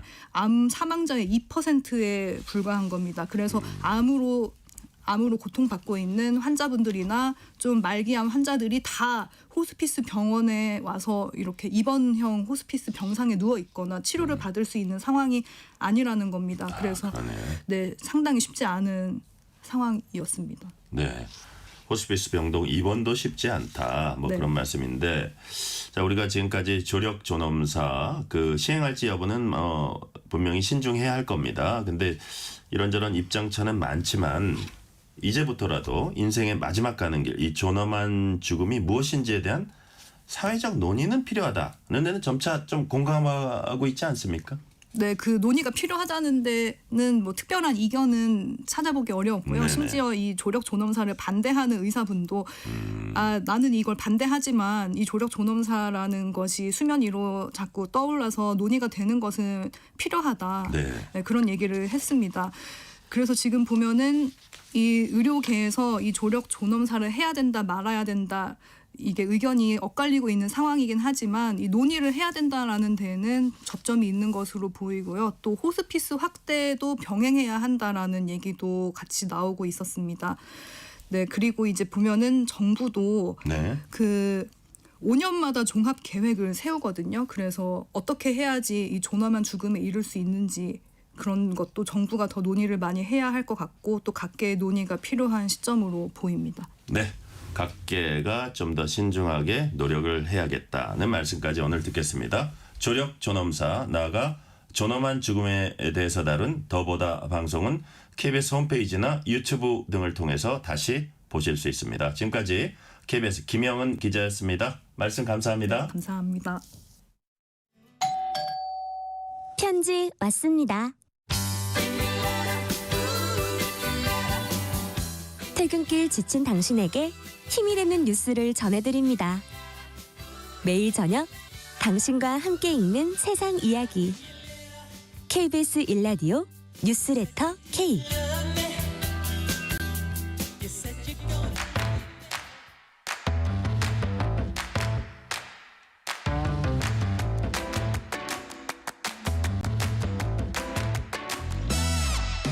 오늘 가장 뜨거운 뉴스, 화제 소식 쏙쏙 골라서 전해드립니다. 뉴스레터 브리핑 한국일보 김도형 기자 나오셨습니다. 김도형 기자님 어서 오세요. 안녕하세요. 자, 첫 소식은 백종원 대표 소식입니다. 백종원 더번코리아 대표가 모든 방송 활동을 중단하겠다고 밝혔습니다. 더번코리아 제품을 둘러싼 여러 논란들이 끊이지 않아 왔고요. 또 백 대표가 직접 해명하라 이런 요구도 많았었는데 거기에 이제 답변을 한 셈이죠? 예, 맞습니다. 이번이 세 번째 사과인데요. 네. 보도 자료하고요. 유튜브 공식 채널을 통해서 사과의 뜻을 밝혔습니다. 네. 이제 방송인이 아니라 기업인 백종원으로서 저의 모든 열정과 온 힘을 오롯이 더번코리아의 성장에 집중하겠다는 내용입니다. 앞서 가공식품 백햄의 돼지고기 함량 미달이라던가 아니면 일부 제품의 원산지 허위 광고 그리고 감귤 맥주 재료 함량 미달, 농지 방지법 위반 등 다양한 논란이 제기됐었는데요. 이에 대해서 영상으로 직접 고개 숙여 말씀드리고자 한다면서 품질과 식품안전축제 현장 위생을 포함한 모든 사안에 대해 근본적인 원인을 파악하고 있고 하나하나 개선하고 있다라고 얘기했습니다. 네. 또 이게 이런 그 문제점들이 제기된 건 뭐 백종원 대표의 유명세일 수도 있지만 그러나 뭐 그러니까 소비자들이 이렇게 하나하나 문제를 제기한 거는 꼼꼼히 살펴볼 필요가 있어 보이는데 자 경찰이 수사에 나섰습니다. 지금 어떤 혐의를 받고 있습니까? 예, 일단은 더본코리아에서 덥죽이라는 제품을 출시를 했는데 네. 여기에 원산지 등 허위 정보가 담겨 있다는 민원이 접수돼서 강남경찰서가 백 대표와 더본코리아를 입건을 한 상태입니다. 덮밥처럼 죽 위에 건더기를 얹는 레시피가 화제가 된 제품인데요. 네네. 여기에 국내산 다시마나 새우, 멸치 등을 사용했다고 했는데 실제로 또 제품에는 베트남 양식 새우가 사용한 걸로 표시가 돼 있었거든요. 또 이뿐만이 아니고요. 백다방의 쫀득 고구마빵이라는 게 있는데 외국산 원료를 쓴 채로 우리 농산물이라고 홍보했다는 의혹이 제기가 됐습니다. 또 서초 경찰서는요. 더본코리아가 산업용 금속 조리기구를 썼는데 이걸 식품용처럼 보이게 했다는 고발장을 접수해서 수사를 하고 있습니다. 좀 어떻게 다양하네요. 어떻게 보면. 근데 그중에 원산지 표시 이게 뭐 실제 제품엔 베트남산 양식 새우 사용된 걸로 표시돼 있는데 어디 방송 같은 데 나와서 어디서 얘기하면서 아마 국내산 이런 얘기를 했나 보죠. 예, 맞습니다. 말 실수일 수도 있는데 여하튼 뭐 이렇게 유명인이니까 말 한마디 한마디 이제 조심해야 된다는 생각도 들고 조리기구에 관한 고발도 있고요. 자, 복잡한 느낌이 드는데 백종원 대표 최근엔 방송 갑질 논란도 제기가 됐습니다. 모든 방송에서 하차한다고 밝힌 건 바로 이 갑질 논란 때문입니까? 예, 그런 걸로 보이는데요. 네. 일단 MBC PD 출신의 김재환 감독이 백 대표의 갑질 논란을 폭로했습니다. 네. 내용을 보면요. 자신이 지명한 작가팀과 촬영팀을 투입하라고 요구했다. 백 대표가 마음에 들지 않는 출연자는 하차했고 이로 인해 CP나 PD가 대신 사과하는 일도 있었다 등 백 대표가 자신의 유명세를 이용해 제작이나 연출에 관여했다는 의혹입니다. 김 감독은 방송인 백종원이 했던 말들이 부배락이 돼 사업가 백종원을 찌르고 있다고도 지적을 했습니다. 그 사과문에서 백 대표가 뭐라고 했냐면요. 네. 방송 갑질이란 무서운 의혹까지 제기되고 있는 걸 잘 알고 있다면서 좋은 방송 콘텐츠를 완성하는 과정에서 제 말이나 행동이 누구인가에게 상처가 됐다면 제 책임이고 불찰이라고 고개를 숙였습니다. 백 대표가 현재 촬영 중인 프로그램을 제외하고 모든 방송 활동을 중단하겠다고 했는데요. 넷플릭스 오리지널 예능 흑백요리사 시즌2 그리고 TVN의 장사천재 백사장 시즌3 정도만 예외적으로 방송이 될 예정입니다. 그래요. 예, TVN은 변경 및 취소가 어려운 해외 촬영 특성상 정해진 일정대로 촬영을 하고 있다고 밝혔고요. 다만 편성은 미정이라고 밝혔습니다. 그러니까요. 한마디로 지금 촬영이 진행 중인 것까지는 하고 예. 그다음에 신규적으로 이후에 새로 하는 건 안 하겠다 이런 뜻이네요. 네, 맞습니다. 아까 뭐 제가 이렇게 쭉 보다 보니까 뭐 이제 마음에 들지 않는 출연자 뭐 나오지 말게 하라 이런 부분들 사실은 요 정도 유명 어떤 출연자 같은 경우에 뭐 이게 의논도 하고 그러거든요. 그 예. 제작진하고 근데 이제 그게 어떤 의사소통 과정에서 모욕을 느꼈거나 막 그렇게 마음의 부담을 느꼈으면 뭐 이런 폭로가 나올 수도 있지 않았나 이런 생각도 방송 종사자로서 제가 드는 생각입니다. 예. 자, 더본코리아 지난해 상장했습니다. 지금 주가 어떻습니까? 지난해 11월에 코스닥 시장에 상장을 했는데요. 네. 상장 당일 고점이 64,500원이었어요. 그런데 현재 더본코리아의 주가를 보면 26,000원대거든요. 네네. 반절 정도도 안 되는 수준으로 떨어진 겁니다. 앞서 말씀드렸듯이 각종 제품을 두고 여러 논란이 불거지다 보니까 네. 주가가 좀 떨어졌고요. 또 공모 당시부터 몸값을 부풀렸다는 의혹도 제기된 바 있습니다. 여기에 가맹점과의 갈등 그리고 법적 리스크 경영 투명성 부족 등 문제가 부각되면서 기업 신뢰도에 직격탄이 됐습니다. 네. 앞서 말씀드렸듯이 백 대표 덕에 브랜드 인지도는 높은데 실제 네. 실적이 그보다 좋지 못하다는 거예요. 더본코리아는 앞서 가맹점 상생 지원책을 발표하고 로열티 면제 및 물류 지원 등 자구책을 발표했는데 네. 하락세를 반전시키기에는 역부족이었습니다. 그렇군요. 자, 주제를 한번 바꿔볼게요. 경기가 안 좋다는 신호가 곳곳에서 잡히고 있습니다. 국내 은행들의 신용카드 대출 연체율이 20년 만에 최고 수준을 기록했다고 합니다. 대출 연체율 몇 퍼센트나 됩니까? 지난 2월 기준으로 했을 때요. 네. 국내 일반은행의 신용카드 대출 연체율이 3.8%. 3.8%. 네, 3.8%에 달했습니다. 지난해 하반기에 3.4% 수준이다가 네. 12월에 3.1%까지 떨어졌었거든요. 그런데 1월과 2월 연달아 상승했습니다. 3.5% 그리고 3.8%를 기록했습니다. 2달 넘게 3.4%를 넘긴 건 2000년대 초반 카드 사태 이후 처음 있는 일이에요. 그래요? 3.8%는 2005년 8월과 같은 수준이고요. 그리고 5.0%를 기록했던 2005년 5월 이후 가장 높은 수치입니다. 그렇군요. 신용카드 대출이라는 게 이제 뭐 현금 서비스라든지 카드론이라든지 뭐 이런 건데 이걸 못 갚을 정도라면 생계가 굉장히 어렵다고 이렇게 봐야 되지 않습니까? 예, 그렇습니다. 1금융권은 근래에 대출 심사를 강화했어요. 네. 그리고 그래서 상대적으로 소득이 높거나 신용 점수가 높은 차주들을 위주로 신용 대출을 해주는 경향을 보였고요. 네네. 2금융권도 건전성 관리 차원에서 신규 대출 영업을 자제하는 분위기였거든요. 그러다 보니까 대출을 이미 다 당겨 쓰고 그리고 신용 점수까지 낮은 다중 채무자들이 카드 대출을 받았다가 원리금을 상환하지 못하는 그런 상황이 벌어지고 있는 거예요. 실제로 여신금융협회에 따르면 9개 카드사의 지난 6월 말 기준 카드론의 잔액은 42조 9,888억 원입니다. 네. 역대 최대 규모라고 하고요. 카드론 평균 금리도 상당히 올라갔는데 연 14.83%에 달하고 있거든요. 특히 신용 점수가 700점 이하인 저신용자의 경우에는 법정 최고금리인 20%에 가까운 금리를 부담하고 있어서 상환 부담이 급격하게 커지고 있는 상황입니다. 그렇군요. 금리가 높아져도 연체율이 높아지면은 카드사에도 이제 악영향을 미치겠죠? 예, 맞습니다. 재작년 12월에 여신 전문 금융 채권 금리가 3.894%였거든요. 네. 근데 이게 지난 4월 30일을 기준으로 보면 2.795%까지 떨어졌어요. 1% 포인트 넘게 떨어진 건데 같은 기간 카드론의 평균 금리는 14.46%에서 14.75% 오히려 올랐습니다. 네. 특히 신용 평점 700점 이하 카드론 평균 금리는 17.04%에서 17.68%로 0.64포인트 상승했거든요. 조달 금리는 떨어지고 있는데 카드론 금리가 올라간 거잖아요. 네. 그러다 보니 당연히 카드사의 이익이 올라가는 거 아니냐라고 생각할 수 있는데 카드사 순이익에 오히려 악영향을 미치고 있습니다. 주요 카드사들의 1분기 순이익이 전년 대비해서 15% 감소했어요.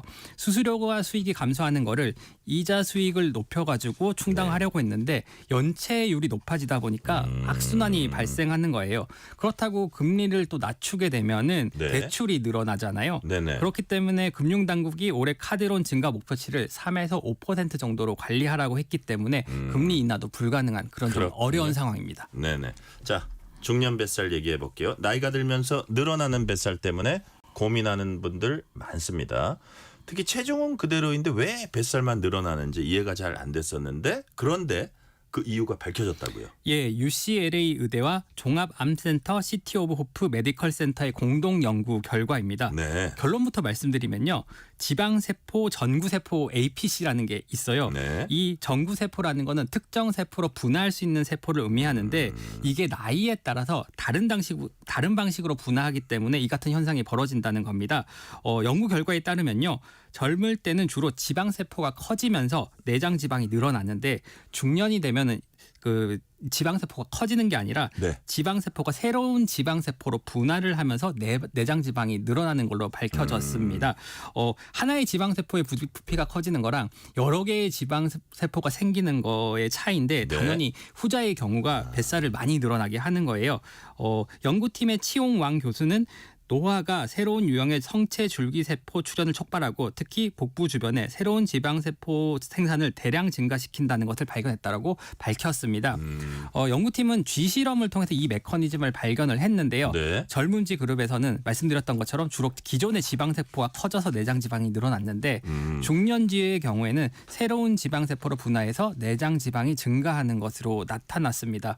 이 경우에 뱃살을 빼는 것도 더 어려워질 수밖에 없는 거죠. 네. 특히 이 APC는 중년기라는 특정 시기에 한정돼서 두드러진 활동을 보이다가요. 장년기가 되면 활발하지 않다라고 합니다. 새로운 지방세포로 분화하는 양상이 중년 시기에만 좀 두드러진다는 거예요. 그래서 이에 따라서 복부 내장 지방 치료도 좀 새로운 방식으로 접근할 필요성이 제기되고 있습니다. 네. 복부 내장 지방 발음이 좀 어렵네요. 내장 지방 얘기해 주셨는데 이게 우리가 기존에 뭐 나이 들면 에너지 소비량이 줄어들어서 뱃살이 늘어난다. 이건 틀린 거네요. 네, 저도 그렇게 알고 있었는데요. 이미 2021년 사이언스지에서 실린 연구에서 20에서 60세 사이에는 평균 에너지 소비량이 비슷하다는 점이 좀 확인이 됐습니다. 그래서 에너지 소비 감소가 중년기에 살이 찌는 핵심 원인이 아니라는 거예요. 마지막 소식 짧게 알아볼게요. 얼마 전 전북 전주의 한 제지 공장에서 맨홀 작업자 2명이 사망하고 3명이 부상하는 안타까운 사고가 일어났습니다. 사고 원인이 황화수소로 추정된다고 하네요. 예, 전주 덕진 소방서에 따르면요. 소방대원이 현장에 출동했을 때 맨홀 내부에서 황화수소 29ppm이 측정이 됐습니다. 보통 밀폐 공간 작업을 할 때 적정 기준치가 10ppm인데 3배 가까운 황화수소가 측정이 된 겁니다. 이 황화수소가 무서운 이유가 뭐냐면요. 짧은 기간만 노출이 돼도 호흡신경계를 영구적으로 손상시킨다고 합니다. 무색으로 썩은 계란 냄새가 나는데 주로 가죽이나 석유, 원유 등을 처리하는 과정에서 유황을 함유한 그 유기물이 분해될 때 발생합니다. 인체 위험도가 높기 때문에 특별히 관리해야 되는 사고 대비 물질입니다. 네. 자, 화장실에서도 이 황화수소가 누출될 수 있다고 합니다. 배관을 타고 올라올 수 있다고 하는데 그래서 전문가들은 주택, 화장실 등에서 썩은 달걀 냄새가 날 경우에 즉시 환기시켜야 한다고 조언하고 있습니다. 오늘 말씀 여기까지 듣겠습니다. 지금까지 한국일보 김도형 기자였습니다. 말씀 감사합니다. 감사합니다.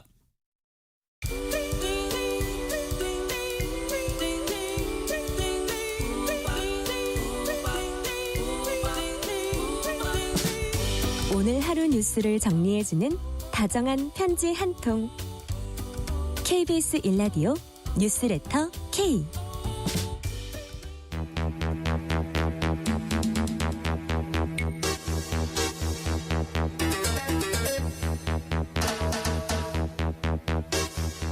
배상훈 프로파일러와 범죄 이면까지 알아보는 시간입니다. 베프의 범죄도시 오늘도 배상훈 프로파일러 나오셨습니다. 프로파일러님 어서 오세요. 안녕하세요.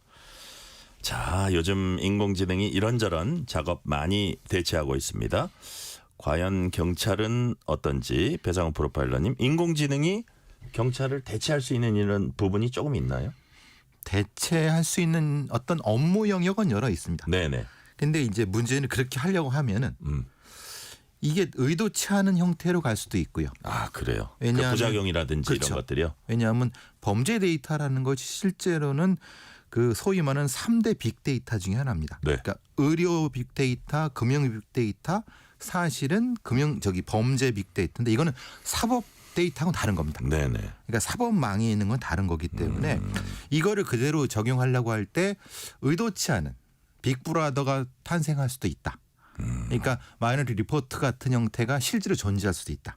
그러니까 존재하지 않는 범인을 만들 수도 있고 존재하는 범인을 사라져버리게 할 수 있고. 그래요. 그게 AI에서 수사와 AI가 사실은 묘한 관계에 있다. 이런 문제가 있을 수 있습니다. 자, 도움을 받을 수는 있는데 그거에 아주 커다란 부작용도 반드시 염두에 둬야 된다. 그렇죠. 이런 말씀으로 제가 이해가 되고요. 자, 근데 요즘 일선 경찰서 수사관들이 수사 업무에 인공지능 활용하고 있다고 하는데 구체적으로 대표적으로 어떤 수사 어떤 단계에서 인공지능이 쓰이는 거예요? 그러니까 형사들 말고 조사하는. 조사. 그러니까 말하는 수사과의 조사 파트에 있는 형사들이 그러니까 수사관들이 그러니까 우리가 경찰서 가보면 형사과장이 있고 수사과장이 있는데 수사과장 밑에. 예, 왜냐하면 어떤 뭐 참고인도 불러갖고 뭔가 사건 내용을 파악해야 되는데 질문을 해야 되는데 뭘 알아야 질문하죠. 그렇죠. 근데 뭘 알려고 하면 전체적인 큰 어떤 틀을 알아야 되는데 그런 어떤 사건의 틀들을 어떤 알려주는 것이 그러니까 우리가 포탈 뭐 네이버나 다음 같은 데에는 그런 것들이 많지 않습니까? 나무위키 이런 것도 있을 거. 그러니까 그런 부분에 있어서는 질문에 어떤 질문을 어떻게 할 것인가에 대한 그런 것이 챗GPT나 이런 것에 있을 수 있거든요. 그렇죠. 그러니까 조서를 어떻게 작성하느냐. 그런 부분은 지금 이용되고 있는 것 같습니다. 근데 하지 말라고 하는데 하는 것 같습니다. 그러니까요.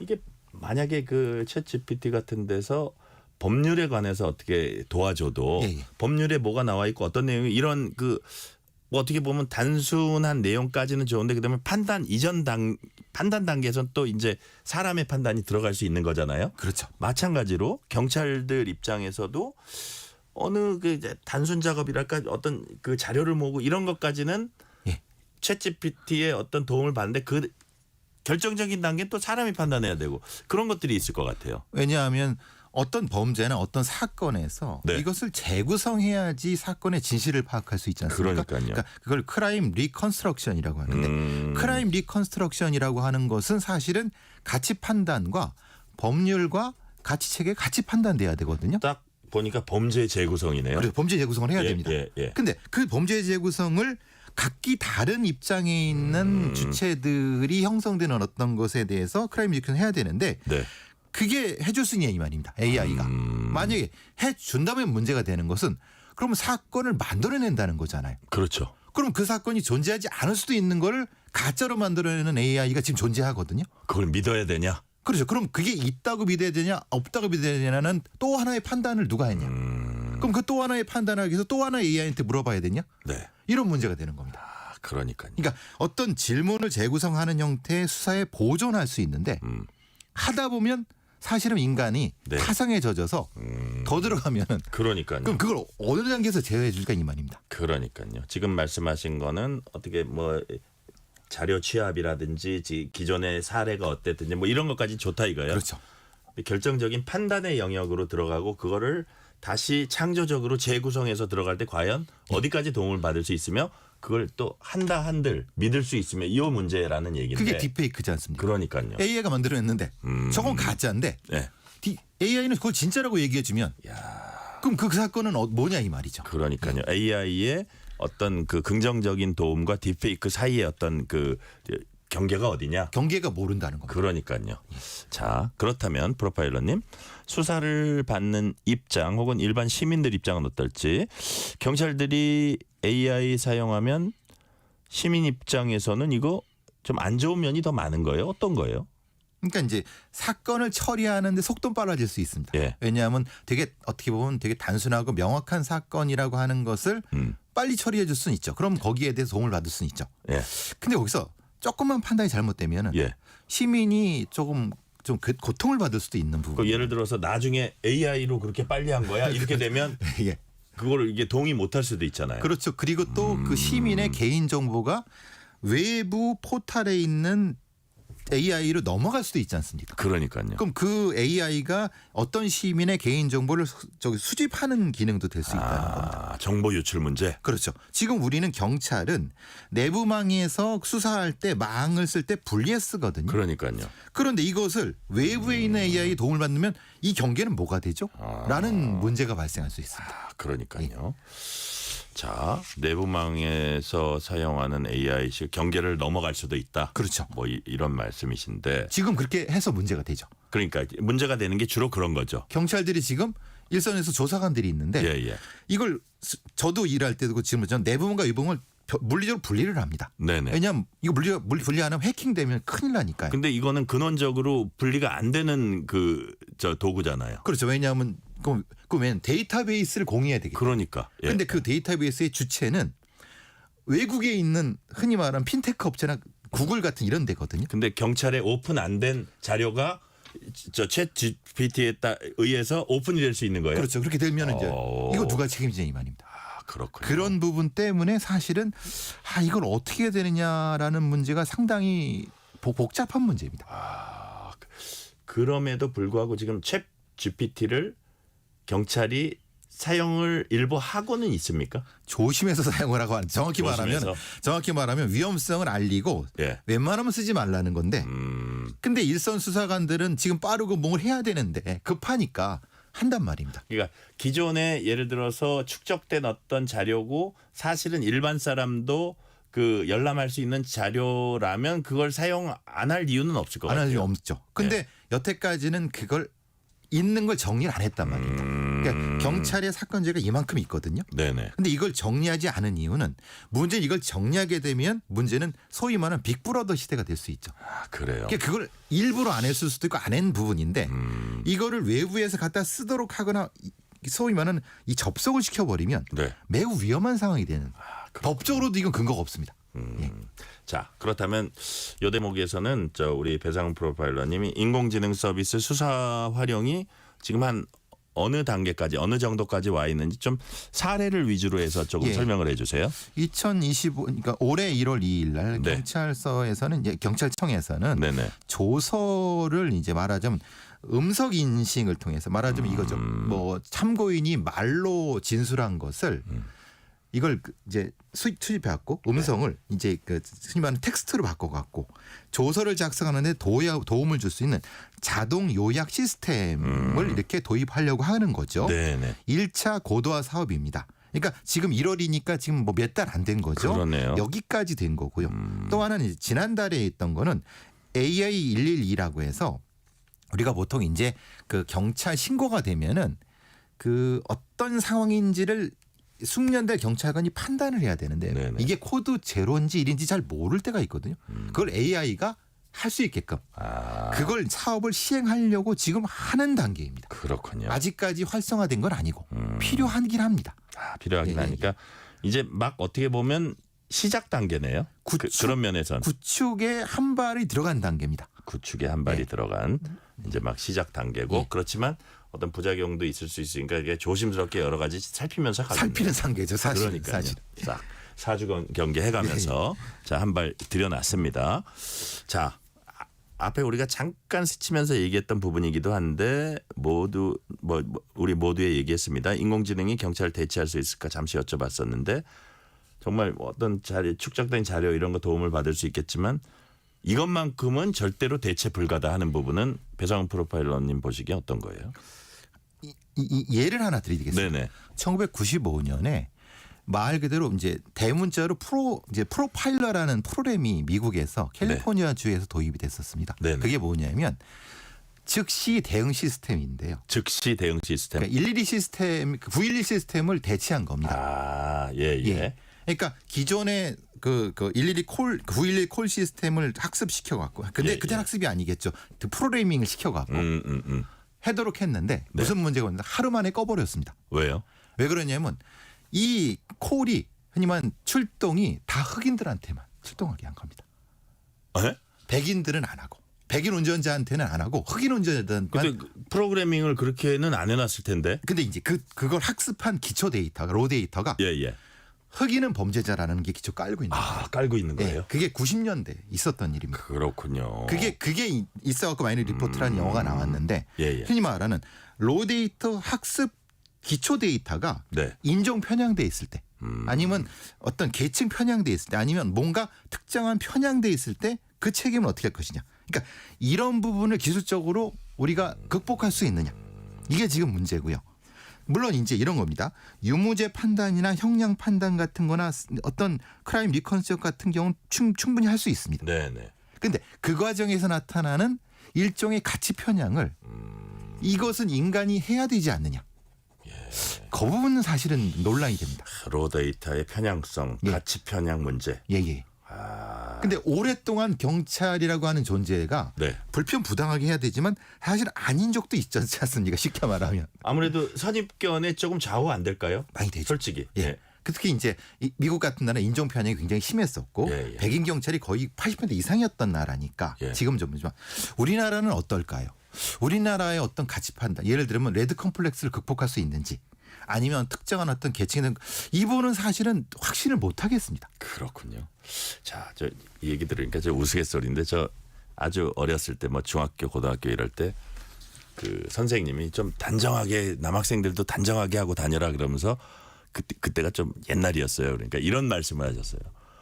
그 괜히 그 어디 버스 같은 데서 시외 버스 같은 데서 검문 갔는데 신분증 내보시죠. 이러면 그 기분 나쁘잖아 이러면서 그렇죠. 그게 이제 외모에 의한 선입견이잖아요. 맞습니다. 그러니까요. 선입견이 없다고 하면 거짓말이고 여튼 그런 부분도 하나의 숙제다 말씀이시고요.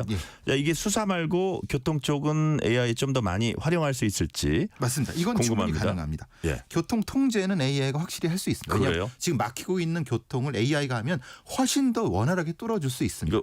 훨씬 더 활발하게 적용될 수 있는 분야라고 보시는 거예요? 신호 체계 시스템은 충분히 AI가 할 수 있죠. 그다음에 교통 단속 시스템을 흔히 말하는 CCTV랑 연결시키면 충분히 효과적인 걸 받아낼 수 있습니다. 왜냐하면 그거는 흔히 말하는 법규를 어겼다 안 어겼다의 문제니까 충분히 이건 가능한데 그 이상 그러면 이것을 회피하는 AI도 나오지 않겠습니까? 그러니까요. 그럼 그건 누가 책임져야 될지는 모르겠습니다만 어쨌든 분명히 가능성은 충분합니다. 근데 근데 만약에 회피하는 게 나오면 또 보완을 해야겠죠. 그럼 민간과 공공 영역에 충돌하겠죠. AI가. 그렇군요. 두 AI가. 그런 그 고민도 있는 거고. 자, 시간 관계상 마지막 질문 드릴게요.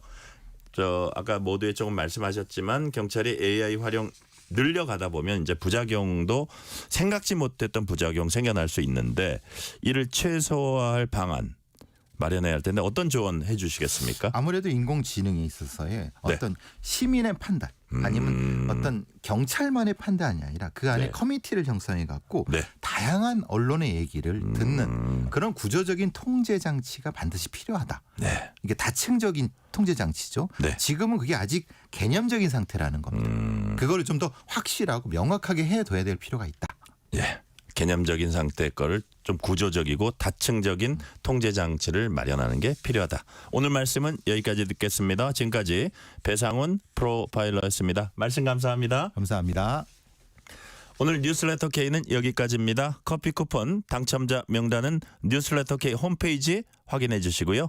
끝곡으로는 김광석의 바람이 불어오는 곳 듣겠습니다. 오늘도 함께해 주신 청취자 여러분 진심으로 감사드립니다. 지금까지 뉴스레터 K 전종철입니다.